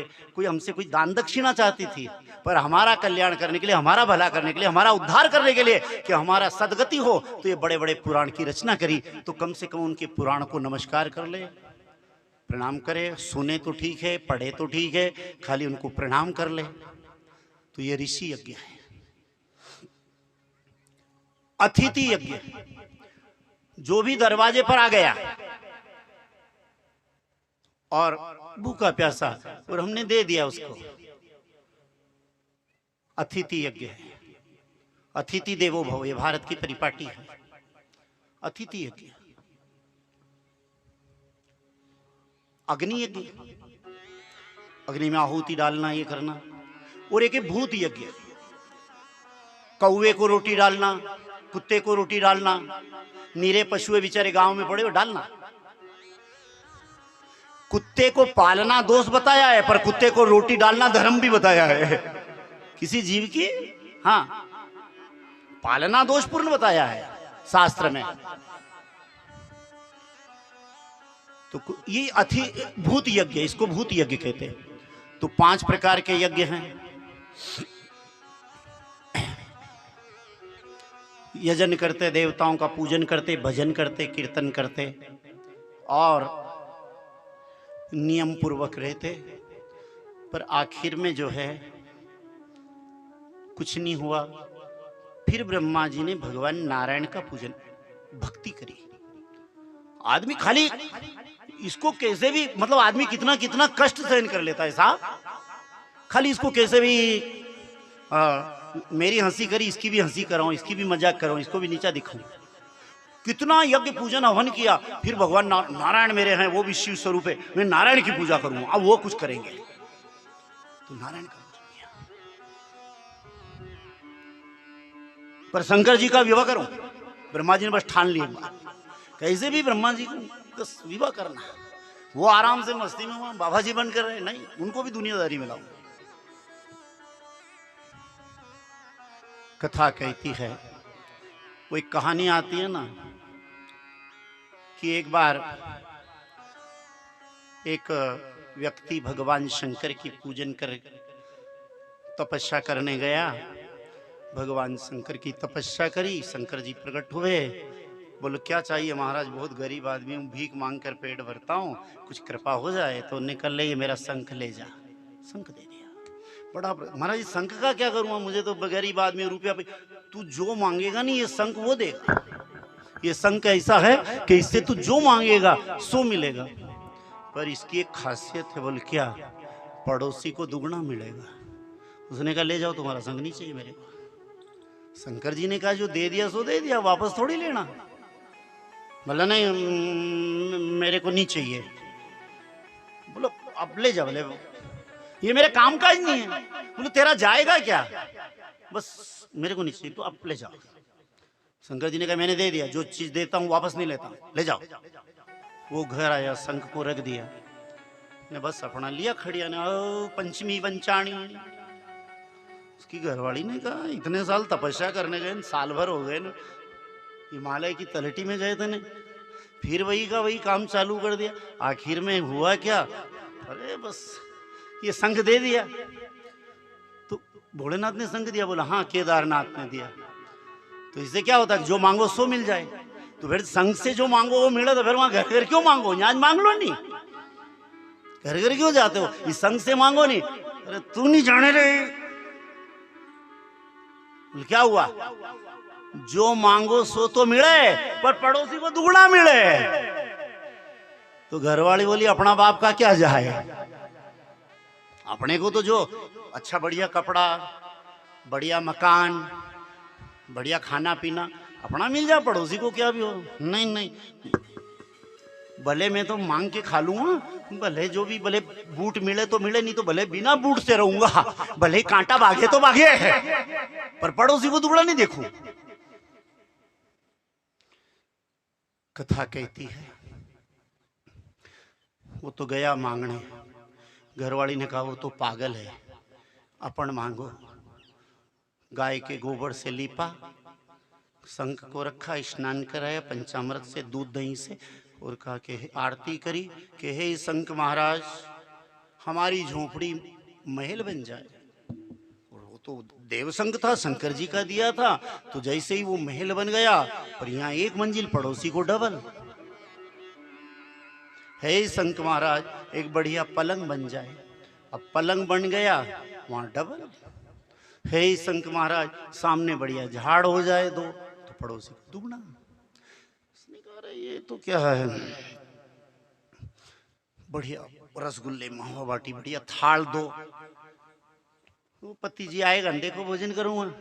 अब पति आया बेचारा, कहीं पैर में छाले पड़ गए थे, पसीना पसीना हो गया, ऊपर से वजन। देखा भूख तो जोर से लगी थी, पर भूख ही मर गई, सत्यानाश कर दिया इसने। हाँ, क्रोध में फिर भूख गायब हो जाती है, ढंग से आदमी भोजन भी नहीं कर पाए बेचारा।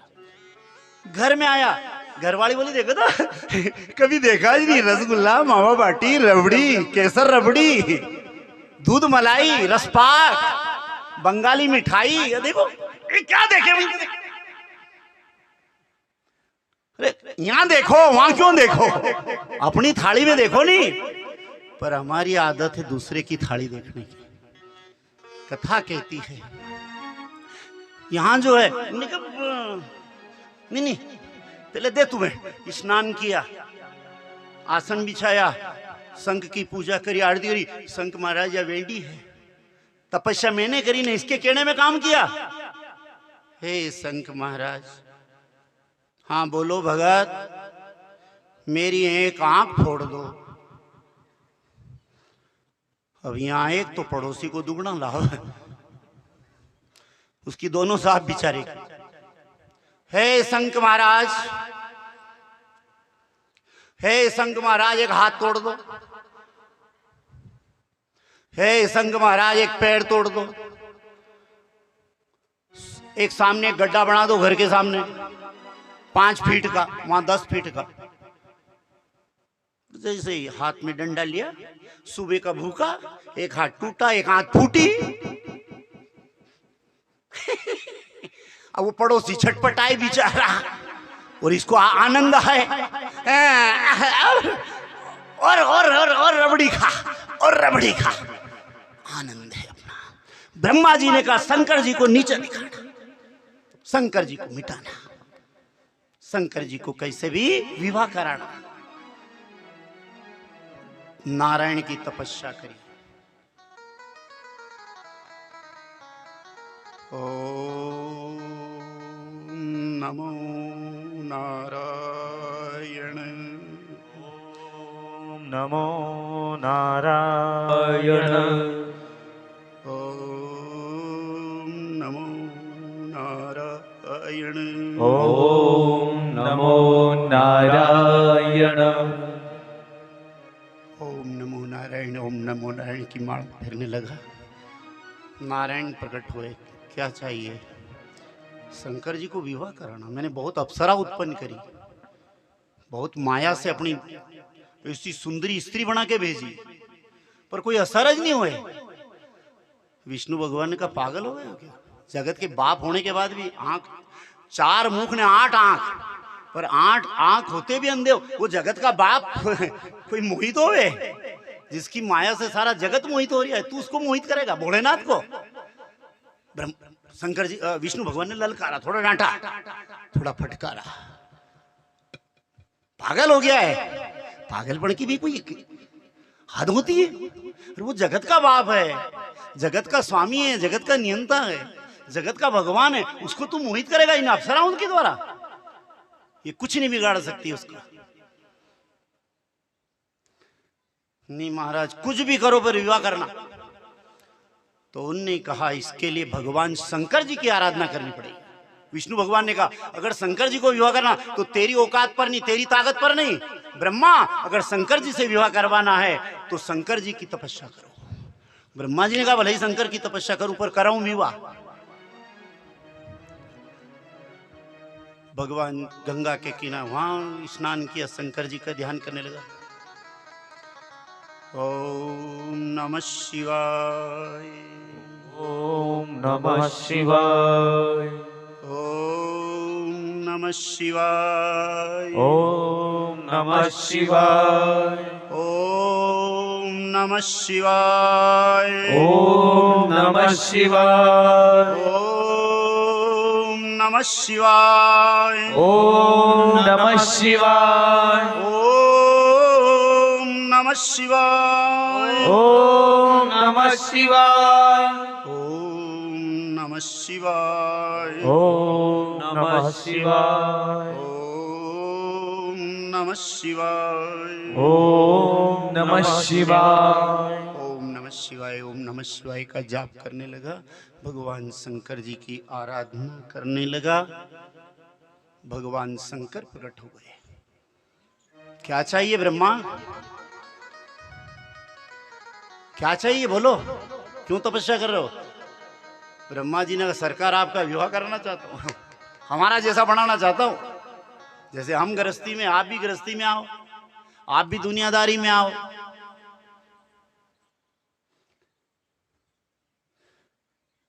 भगवान शंकर ने कहा ठीक है, मैंने तो पहले ही कहा रखा ब्रह्मा और विष्णु, मैं रुद्र रूप में मेरा दूसरा अवतार होगा, अंश का, स्वरूप का, साकार का, सगुण का, और मैं सृष्टि में सहायक बनूंगा। यह वचन मैंने पहले दे दिया है।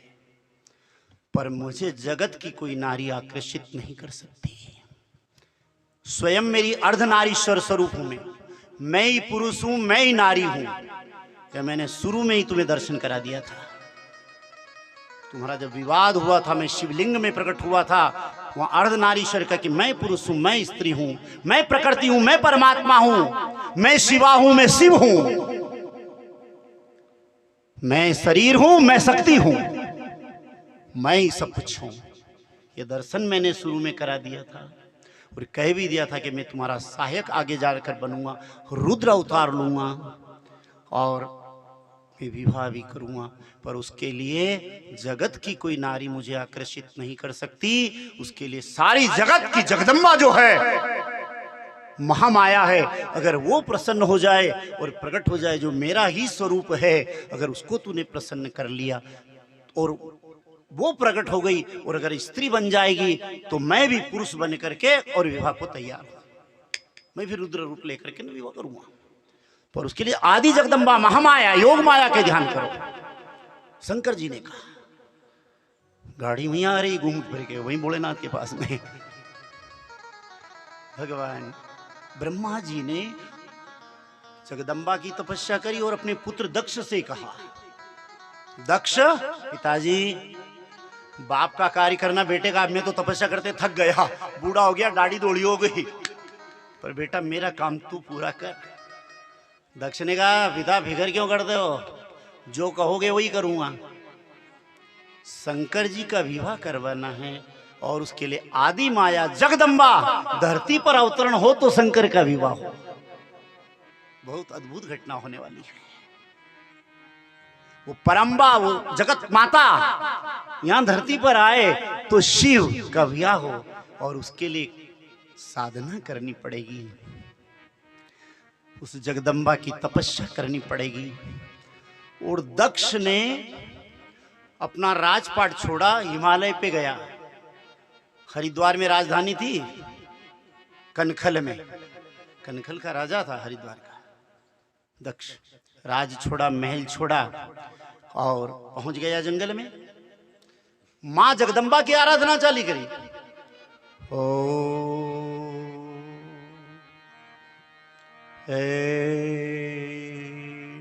ह्रीं क्लीं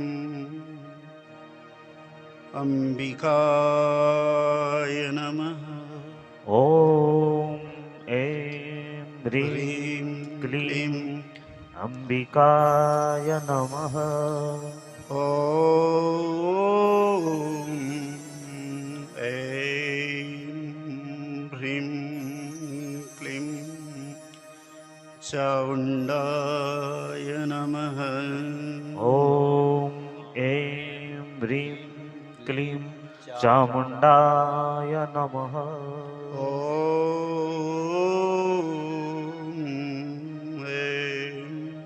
ऐं ह्रीं क्लीं चामुण्डाय विच्चै नमः। ओम ऐं ह्रीं क्लीं चामुण्डाय विच्चै नमः। ओम ऐं ह्रीं क्लीं चामुण्डाय विच्चै नमः। मंत्र जाप होने लगा। ये शंकर के डमरू के निनाद से निकले हैं। ह्रीं ह्रीं बम टम तम पम यम यम रम लम बम डम धम बम बम कम खम गम गम चम छम झम झम। ये शंकर के डमरू के निनाद है, स्वर है। इसी शिव के डमरू के इन शब्दावली से संसार बना है। शब्द की बड़ी महिमा है प्यारे। शब्द जाल है, शब्द में देवता भी आकर्षित हो जाते हैं। शब्द से देवता भी, देवता का ही आकर्षित हो गए। मंत्राधीन देवता, मंत्र के अधीन देवता होते हैं। पर मंत्र को जानने वाला कोई मंत्रज्ञ होना चाहिए। मंत्र को कोई समझने वाला चाहिए, मंत्र को जानने वाला चाहिए। मंत्र में बाबा जी ने लिखा है ना, मंत्र महामणि विषय व्याल के, मंत्र महामणि विषय व्याल के, मंत्र महामणि विषय व्याल के, मंत्र महामणि विषय व्याल के, मेटत कठिन अंक भाल के, भेटत अंक के भाल को मेट सकता है। बाल के मेटत कठिन की अंक भाल के, मेटत कठिन कुवंक बाल के। नमः शिवाय ओम नमः शिवाय, नमः शिवाय ओम नमः शिवाय। नमः शिवाय ओम नमः शिवाय, नमः शिवाय ओम नमः शिवाय। नमः शिवाय ओम नमः शिवाय, नमः शिवाय ओम नमः शिवाय। नमः शिवाय ओम नमः शिवाय, नमः शिवाय ओम नमः शिवाय। नमः शिवाय ओम नमः शिवाय, नमः शिवाय ओम नमः शिवाय। नमः शिवाय ओम नमः शिवाय, नमः शिवाय ओम नमः शिवाय। नमः शिवाय ओम नमः शिवाय, नमः शिवाय ओम नमः शिवाय। नमः शिवाय ओम नमः शिवाय, नमः शिवाय ओम नमः शिवाय।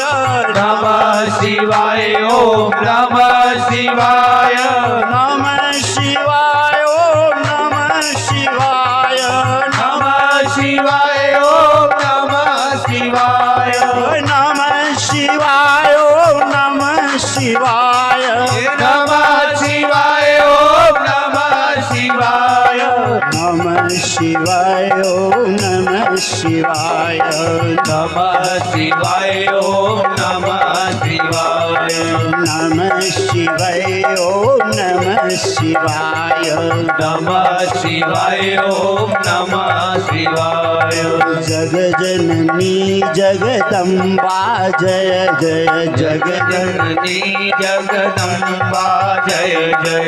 जगजननी जगदम्बा जय जय जगजननी जगदम्बा जय जय। कालातीत काली कल्याणी जय जय, कालातीत कल्याणी जय जय। कालातीत कल्याणी जय जय, कालातीत कल्याणी जय जय। उमा रमा ब्रह्माणी जय जय, उमा रमा ब्रह्माणी जय जय। उमा रमा ब्रह्माणी जय जय, उमा रमा ब्रह्माणी जय जय। राधा रुक्मणी माया जय जय, राधा रुक्मणी माया जय जय। राधा रुक्मणी माया जय जय, राधा रुक्मणी माया जय जय। जगजननी जगदम्बा जय जय, जगजननी जगदम्बा जय जय। जगजननी जगदम्बा जय जय, जगजननी जगदम्बा जय जय। कलातीत कल्याणी जय जय, कालातीत कल्याणी जय जय। कालातीत कल्याणी जय जय, कालातीत कल्याणी जय जय। उमा रमा ब्रह्माणी जय जय, उमा रमा ब्रह्माणी जय जय। उमा रमा ब्रह्माणी जय जय, उमा रमा ब्रह्माणी जय जय। राधा रुक्मणी माया जय जय, राधा रुक्मणी माया जय जय। जय बोल जगत माता जगदम्बा की जय हो। आदि माया शक्ति की जय हो। ब्रह्मा जी ने तपस्या करी, काम नहीं हुआ। देवताओं का भजन किया, काम नहीं हुआ। विष्णु भगवान की तपस्या करी, काम नहीं हुआ। फिर भगवान शंकर की तपस्या करी तो भी थोड़ा रास्ता मिला, आगे बढ़ो।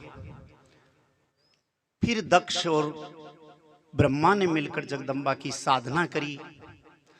जगत माया जगदम्बा आदि शक्ति जिसकी कृपा से सारी दुनिया चल रही है, कहते ना शिव, शिव में ई की मात्रा है, ऐसा संत लोग कहते हैं, ज्ञानी लोग कहते हैं। शिव अगर ई निकाल दो तो सव। भगवान शिव कहते शक्ति के बिना मैं भी अधूरा सब जैसा हूं। मेरा सारा कार्य का संचालन शक्ति करती है, जगदम्बा करती है, आदि माया करती है, महामाया करती है। प्रार्थना की, तपस्या करी, मां जगदम्बा प्रकट हुई। दक्ष हाथ जोड़कर खड़ा हुआ। विद्युत समप्रभा मृगपति स्कंदस्थिता भीषणा कन्याभिकरवालखेट विलसत् ध्वस्ताभिरा सेविता हस्ते शक्रदासिक्वेतविसिकां शापं गुणं तर्जनी विभ्राणामनलात्मिकां शशिधरा दुर्गां त्रिनेत्रां भजे। ओम ऐ गिरिनंदिनि नंदिनि मेदिनि विश्व विनोचनि नंदिनि ते गिरिवर विंध्य शिरोमणिनाशिनि विष्णु विनाशिनि विष्णुपदे भगवती हे सिद्ध। कर लो वंदना, आज 11 से जगदम्बा है आज तो। जय जय जय महिषासुर मर्दनि मर्दिनि शैलसुते जय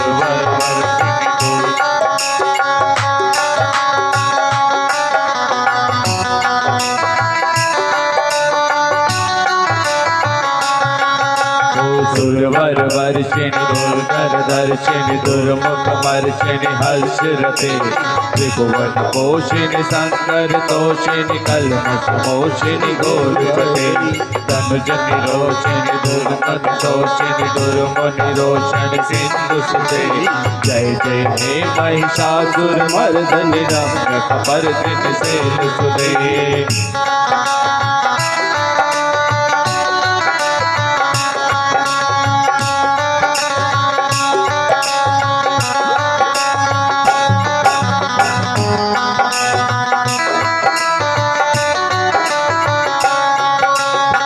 जगदम्ब कदम्ब वनं प्रियवासिनि तोषिनि हासरते शिखर शिरोमणि तुंग हिमालय शंकर निजालय मध्यगते मधु मधुरे मधुकैटभ गंजनि महिष विदारिणि रासरते जय जय हे महिषासुर मर्दनि रम्यक पर्दिनि सेनसुते रम्यक पर्दिनि सेनसुते रम्यक पर्दिनि सेनसुते। जय जगदम्बा मात की जय हो, दुर्गे महारानी की जय हो, आदि माया शक्ति की जय हो। माया देवी इसके नाम है। हरिद्वार को हम हरिद्वार कहते हैं, पर इसका नाम है मायापुरी। और यहाँ की अधिष्ठाती देवी है माया देवी। हरिद्वार गए कभी माया देवी के दर्शन किया? माया देवी जैसे मुंबई की मुंबा देवी, ऐसे ही कलकत्ता की काली। तो हरिद्वार, इसका नाम हरिद्वार बाद में, पहले इसका नाम है मायापुरी। 7 मोक्ष देने वाली पुरी में मायापुरी। हाँ, अवंतिका उज्जैन माया, मथुरा काया माया, काशी कंचवंतिका पुरी द्वारावती मोक्षदा, 7 पुरी में नाम माता माया। मायापुरी में ये माया देवी है। इसकी माया से सारा संसार लिपट रहा है, चल रहा है, सारी दुनिया का संचालन करने वाली है। कभी हरिद्वार जाओ तो आजना धर्मशाला के सामने ही एकदम माया देवी का बीच, हरिद्वार में माया देवी का मंदिर है। यहाँ की अधिष्ठात्री देवी है। कथा कहती है, सुखदेव जी वर्णन करते हैं, यहाँ मां प्रकट हुई, दक्ष चरण में गिरी पड़ा। मां क्या चाहिए बोलो, वरदान मांगो। मां हाँ, हम भगवान अविनाशी निष्कामी परम योगेश्वर शिव उनको संसार में लाना चाहते हैं, पर संसार की कोई नारी उनको आकर्षित नहीं कर सकती है, इसलिए आपका आधार लिया है। आप प्रकट हो और भगवान शंकर को वर्ण करो, शिव का वर्ण करो, सृष्टि का कुछ आनंद हो। तो महामाया ने कहा, दक्ष, मैंने पहले ही ब्रह्मा को वरदान दे रखा है, इसलिए मैं और कहीं नहीं, तेरे घर में ही तेरी जो स्त्री वीरणी है, तेरी पत्नी वीरणी के द्वारा मैं गर्भ धारण करूं, मैं बालिका बनकर आऊंगी, तेरी बेटी बन करके और अवतरण लेने वाली हूं, तेरे घर में ही जन्म लेने वाली। आहा, दक्ष तो सुनते ही आनंद हो गया। साहब, गंगा के किनारे उत्सव मनने लगा हरिद्वार में, जहां दक्ष की राजधानी है, कनखल में। बड़ा आनंद उत्सव, मां जगदम्बा आने वाली है, पराशक्ति आने वाली है, परम शक्ति प्रकट होने वाली है। आनंद उत्सव होने लगा है, लहर बढ़ने लगी है, और समय में फूल खिलने लगे, फल लगने लगे हैं, सुंदर पवित्र वातावरण हो गया है, देवता लोग आने लगे हैं। इसीलिए इसको कहते हैं देवभूमि। हरिद्वार से आगे जो भी जाओगे ना, वहां लिखा है जगह जगह, यह है देवभूमि, क्योंकि देवी मां का अवतरण हुआ है। यहां सब देवता लोग आए।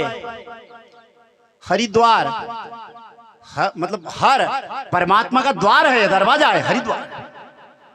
भगवान के पास जाना है तो इसी दरवाजे होकर जाएंगे, इसी के रास्ते से हम आगे बढ़ेंगे। देवभूमि में सब देवता लोग आने लगे हैं, गंगा के किनारे सब ऋषि मुनि महात्मा संत आने लगे हैं, क्योंकि जगत की मां आने वाली है, वो परम्बा आने वाली, वो जगदम्बा आने वाली है, वो महामाया आने वाली है। उत्सव की तैयारी होने लगी है।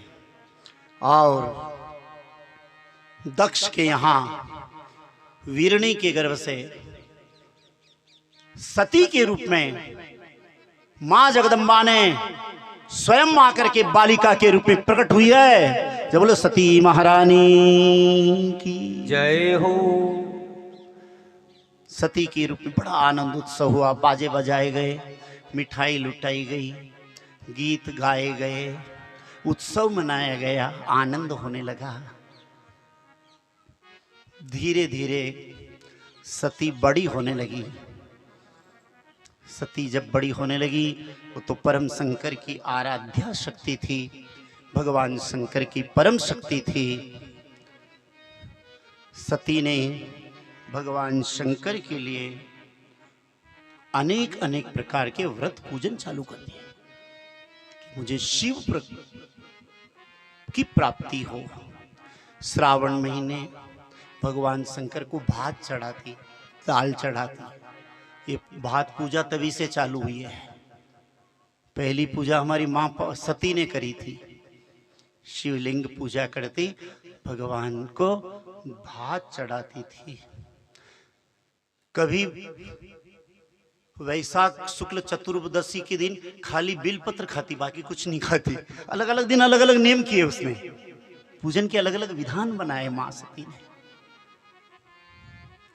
हरतालिका है, हरतालिका आज भी हमारी माँ बहन करती है ना, अपने पति के लिए है, हमें अच्छा पति मिले, सुयोग्य पति मिले। माँ सती ने अपने पति के लिए हर यानी स्वयं शिव हर को प्राप्त करने के लिए वो हरतालिका तीज का व्रत किया। श्रावण रक्षाबंधन के बाद में जो है व्रत किया है। और जो अमकारी अष्टमी, अमकारी है ना, अमकारी नहीं, इसका नाम है ओमकारी। पर हमारी आदत है नहीं बिगाड़ने की, उन्होंने बिगाड़ते बिगाड़ते ओमकार को अमकार कर दिया। हमारी आदत है। बड़ोदिया को पंथ तो हमका बड़ौदा पंथ, चंद्रावतीगंज तो हमका चंद्रावड़, क्योंकि हमें शॉर्टकट रास्ता अच्छा लगता है। हमारी आदत है बिगाड़ने की। नाम तो भले बढ़िया हो, नाम है राम, पर हम कहेंगे ए रामला, ए रामलिया। नाम बढ़िया राम है, भगवान का नाम भी है, कितना अच्छा है, पर हमारी आदत क्या है, कोई भी चीज को बिगाड़ करके आदत पड़ी है। अरे बिगाड़ते बिगाड़ते हमने अपनी जिंदगी बिगाड़ ली है साहब। अरे जिंदगी नहीं, 84 लाख बिगाड़ी है हमने तो। एक जिंदगी नहीं बिगाड़ रहे हैं हम, 84 लाख बिगाड़ने की तैयारी कर रहे हैं साहब। क्या कर रहे हैं हम? कथा कहती है, साधु कहते, संत कहते, शास्त्र कहता है बिगाड़ो नहीं सुधारो। अब की सुधरे, अब की बिगड़ी फिर ना सुधरे। अब बिगड़ गई ना तो चोरी, अब कहीं तोता मैना हो जाए, कहीं कीड़ा मकोड़ा हो जाए, कोई गधा खच्चर हो जाए तो वहां क्या क्या वहां भजन कर, वहां सुधरेगी क्या? अब की बिगड़ी फिर ना सुधरे, ये सुधारने का मौका है। कथा कहती था ओमकार, ओम का जप किया था यहाँ अष्टमी। देखो माताजी प्रकट हुई थी अष्टमी के दिन। अष्टमी माताजी की तिथि है, 15 तिथि नहीं, सब अलग अलग देवता की है। पंचमी नाग देवता की है, तो ये फलाना देवता की है, ये देवता की है। तो अष्टमी तिथि है दुर्गा जी की है, माता जी। माता पहली बार कब प्रकट हुई? अष्टमी को। तो अष्टमी तिथि जो भी है,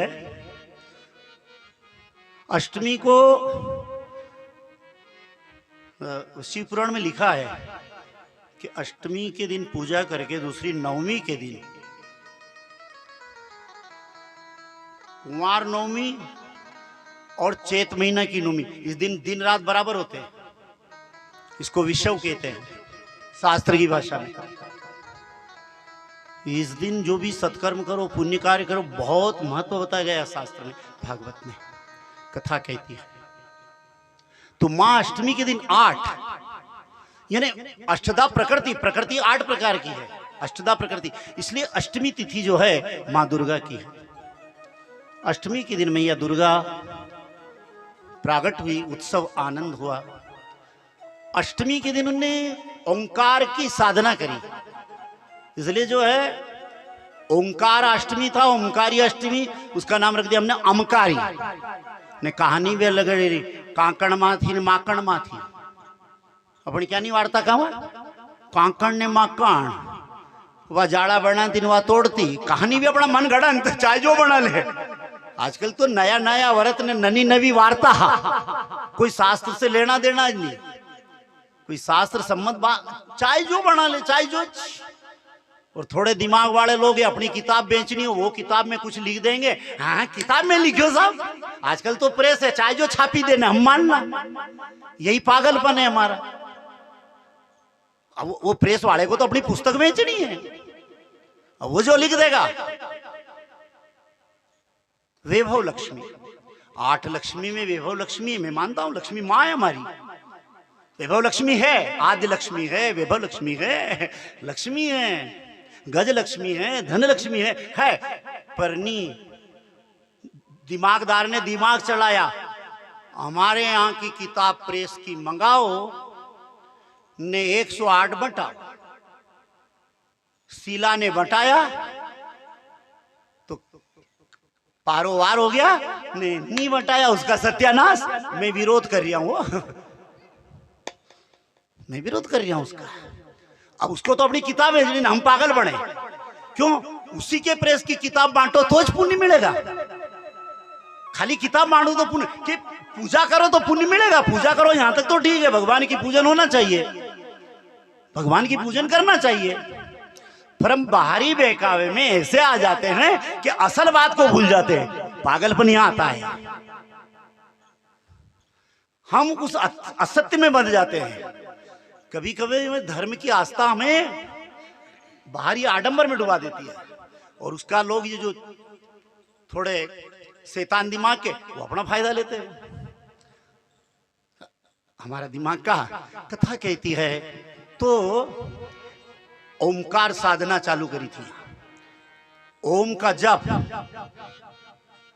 बिलपत्र का भक्षण करे, बिलपत्र के पत्ते नीचे जो गिर जाए, कि भगवान शंकर जी को बिलपत्र बहुत प्रिय है। स्वयं पे तो क्यों नहीं कि मैं शिव को जो प्रिय वो वस्तु अपनाऊं, तो भोजन में वो कुछ नहीं खाऊं। जो बिलपत्र नीचे गिरे जो सूख जाए, उन सूखे हुए बिलपत्र को फिर चूर्ण करके ने उसी चूर्ण का पान करे, बिलपत्र का पान करे। कि मैं बिलपत्र का सेवन करूंगी, बिलपत्र को उनको प्रिय है, तो इसलिए भगवान शिव मेरे ऊपर कृपा करेंगे। ओम का जाप करे, भजन करे। कल भी आया था ना कि 4 लाख जप करे तो मन पवित्र हो, 13 लाख हो तो मंत्र सिद्ध हो और परमात्मा का साक्षात्कार हो। धीरे धीरे सती मैया ने अपनी साधना बढ़ाई, धीरे धीरे अपनी तपस्या बढ़ाई, धीरे धीरे अपना भजन बढ़ाओ, धीरे धीरे अपना पूजन बढ़ाओ, धीरे धीरे अपना साधना बढ़ाओ। धीरे धीरे कहते नहीं, धीरे धीरे सब कुछ होए। आदमी की एकदम तो सारी थाली है तो एकदम थोड़ी खाएंगे, धीरे धीरे तो कहीं नहीं कि कोर कोर कोर कोर के एकदम आयन खा लिया पूरा पूरा थाली। तो धीरे धीरे सब कुछ होए। समय आने पर बीज बोयाने के फल आ जाएगा ऐसा थोड़ी होगा, उसके लिए इंतजार करना पड़ेगा। बीज बोया न पानी डाला न बस के हम तो अभी जे के री तोड़ ले, बहुत मुश्किल है साहब। कथा कहती है ऋतु आए फल होए, ऋतु आए फल होए, धीरे धीरे मना सब कुछ होए, धीरे धीरे सब कुछ होगा। कथा कहती श्री सुक्त जी कहते हैं कि सती जी ने धीरे धीरे साधना प्रारंभ करी, अभ्यास बढ़ाया। पहले 5 minute, 10 minute, 15 minute, 20 minute, 25 minute, आधा घंटा, 1 घंटा, 2 घंटा, 2.5 घंटा, 3 घंटा। अगर 3 घंटे एक आसन पर आदमी बैठ जाए और उसे कोई तकलीफ न हो, कोई परेशानी न हो, तो समझो आसन सिद्ध हो गया। भजन तो बाद की बात है, पहले बैठना सीखना पड़ता है, कैसे बैठा जाता है। गीता जी के 6ठे अध्याय में योग साधना में बताया गया है कि किस प्रकार से बैठा जाए। मेरुदंड को सीधा करके नाभि और नाक की सीध में, नासाग्र भाग में भगवान का चिंतन करता हुआ, भगवान के नाम का स्मरण करता हुआ स्वरूप का दर्शन करें। हम निराकार, इतने सामर्थ्य भी नहीं क्योंकि मन इधर उधर भागेगा, तो इसलिए निराकार साधना नहीं तो साकार, कोई भी स्वरूप, कोई प्रतिमा, कोई विग्रह, ये मंदिर इसलिए तो बना है क्योंकि हमारी पहुंच वहां तक नहीं है, हम नहीं जाएंगे। भगवान तो सर्वत्र है, हम नहीं कर पाएंगे क्योंकि अब पहली दूसरी निकलने वाला बेचारा कॉलेज की पढ़ाई क्या कर पाएगा हमारी। तो हम धीरे धीरे आगे बढ़ने की कोशिश करें, धीरे धीरे क्लास आगे बढ़ाए। तो धीरे धीरे 5, 10, 15 मिनट, आधा घंटा, 3 घंटे कम से कम, और एक आसन पर बैठे। भगवान कहते हैं कि तुम 3 घंटे मेरा ध्यान करो तो फिर 21 घंटे तुम्हारी जवाबदारी मेरी हो जाएगी। सच्चे मन से, सच्चे ध्यान से, बिल्कुल सच्चे तरीके से तुम अगर मेरा भजन करोगे तो फिर तुम्हारी देखभाल की जवाबदारी मेरी हो जाएगी। ऐसा नहीं कि वो कपड़ा बदलने वाली, आज ये भगवान कल वो, परसों नरसों, जैसे कुर्ता बदले ऐसे रोज भगवान बदले, ऐसा नहीं। एक निष्ठ होना चाहिए, मंत्र एक, माला एक। धीरे धीरे सती जी ने तपस्या करी है। भगवान यहाँ शिव पुराण में तो लिखा है कि एक बार तो मदारी बनकर आ गए, एक बार नट बनकर आए, खेल किया आया, अलग अलग रूप धारण करके भगवान शंकर जो है बार बार वहाँ हिमालय नट बनकर आए। बहुत सुंदर नट लीला करी उनने, इसलिए भगवान का एक नाम नटवर भी है। नटराज कहते हैं, शंकर जी की एक प्रतिमा है उसका नाम है नटराज। शिव की प्रतिमा तो नट की बनके के लीलाएं करी। तो फिर उन्होंने कहा क्या चाहिए दक्षिणे का, बोले तुम्हारी बेटी, अरे तेरे को दे दो, नट को बेटी मांग ली। सब कथानक है। सूत जी कहते हैं फिर ब्रह्मा जी स्वयं आए हैं और ब्रह्मा जी ने उनको दक्ष से कहा कि जिसके लिए इसका अवतरण हुआ है और मैंने हमारा और तुम्हारा दोनों बाप बेटे का एक ही सिद्धांत है कि शंकर जी को विवाह कराना, तो भगवान शंकर के साथ अपनी पुत्री का विवाह कर दो। तो ब्रह्मा जी के कहने से दक्ष ने सती का विवाह शंकर जी के साथ कर दिया। पर वो खाली पिता की आज्ञा का पालन, मन नहीं था कि मैं इतना बड़ा आदमी हूँ और ये शिव ऐसा है, ये तो बहुरूपिया है। जबरदस्ती उसने भगवान शंकर के साथ सती का विवाह कर दिया। देवता लोग आए, बारात लेकर आए, बड़ा धूमधाम से उनका विवाह हुआ। पुराण में वर्णन, कल विवाह धूमधाम से करेंगे हिमालय के घर में, है ना। कल जो है भगवान शिव पार्वती का विवाह होगा। तो आज जो है यहाँ सती जी भगवान शिव के साथ कैलाश पे गई और वहाँ शिव जी के साथ अनेक प्रकार की लीलाएं होने लगी है। इसी के साथ आज की कथा का विराम है। कल आगे की कथा का हम दर्शन करेंगे और कल भगवान शंकर पार्वती का विवाह है। कल भगवान शिव और पार्वती का विवाह का हम दर्शन और आगे की लीला का दर्शन करेंगे। आज इसी के साथ सीताराम 2 मिनट भगवत नाम भगवान के नाम का उच्चारण करते हुए आज का सीताराम। जय जय सीताराम, जय जय सीताराम।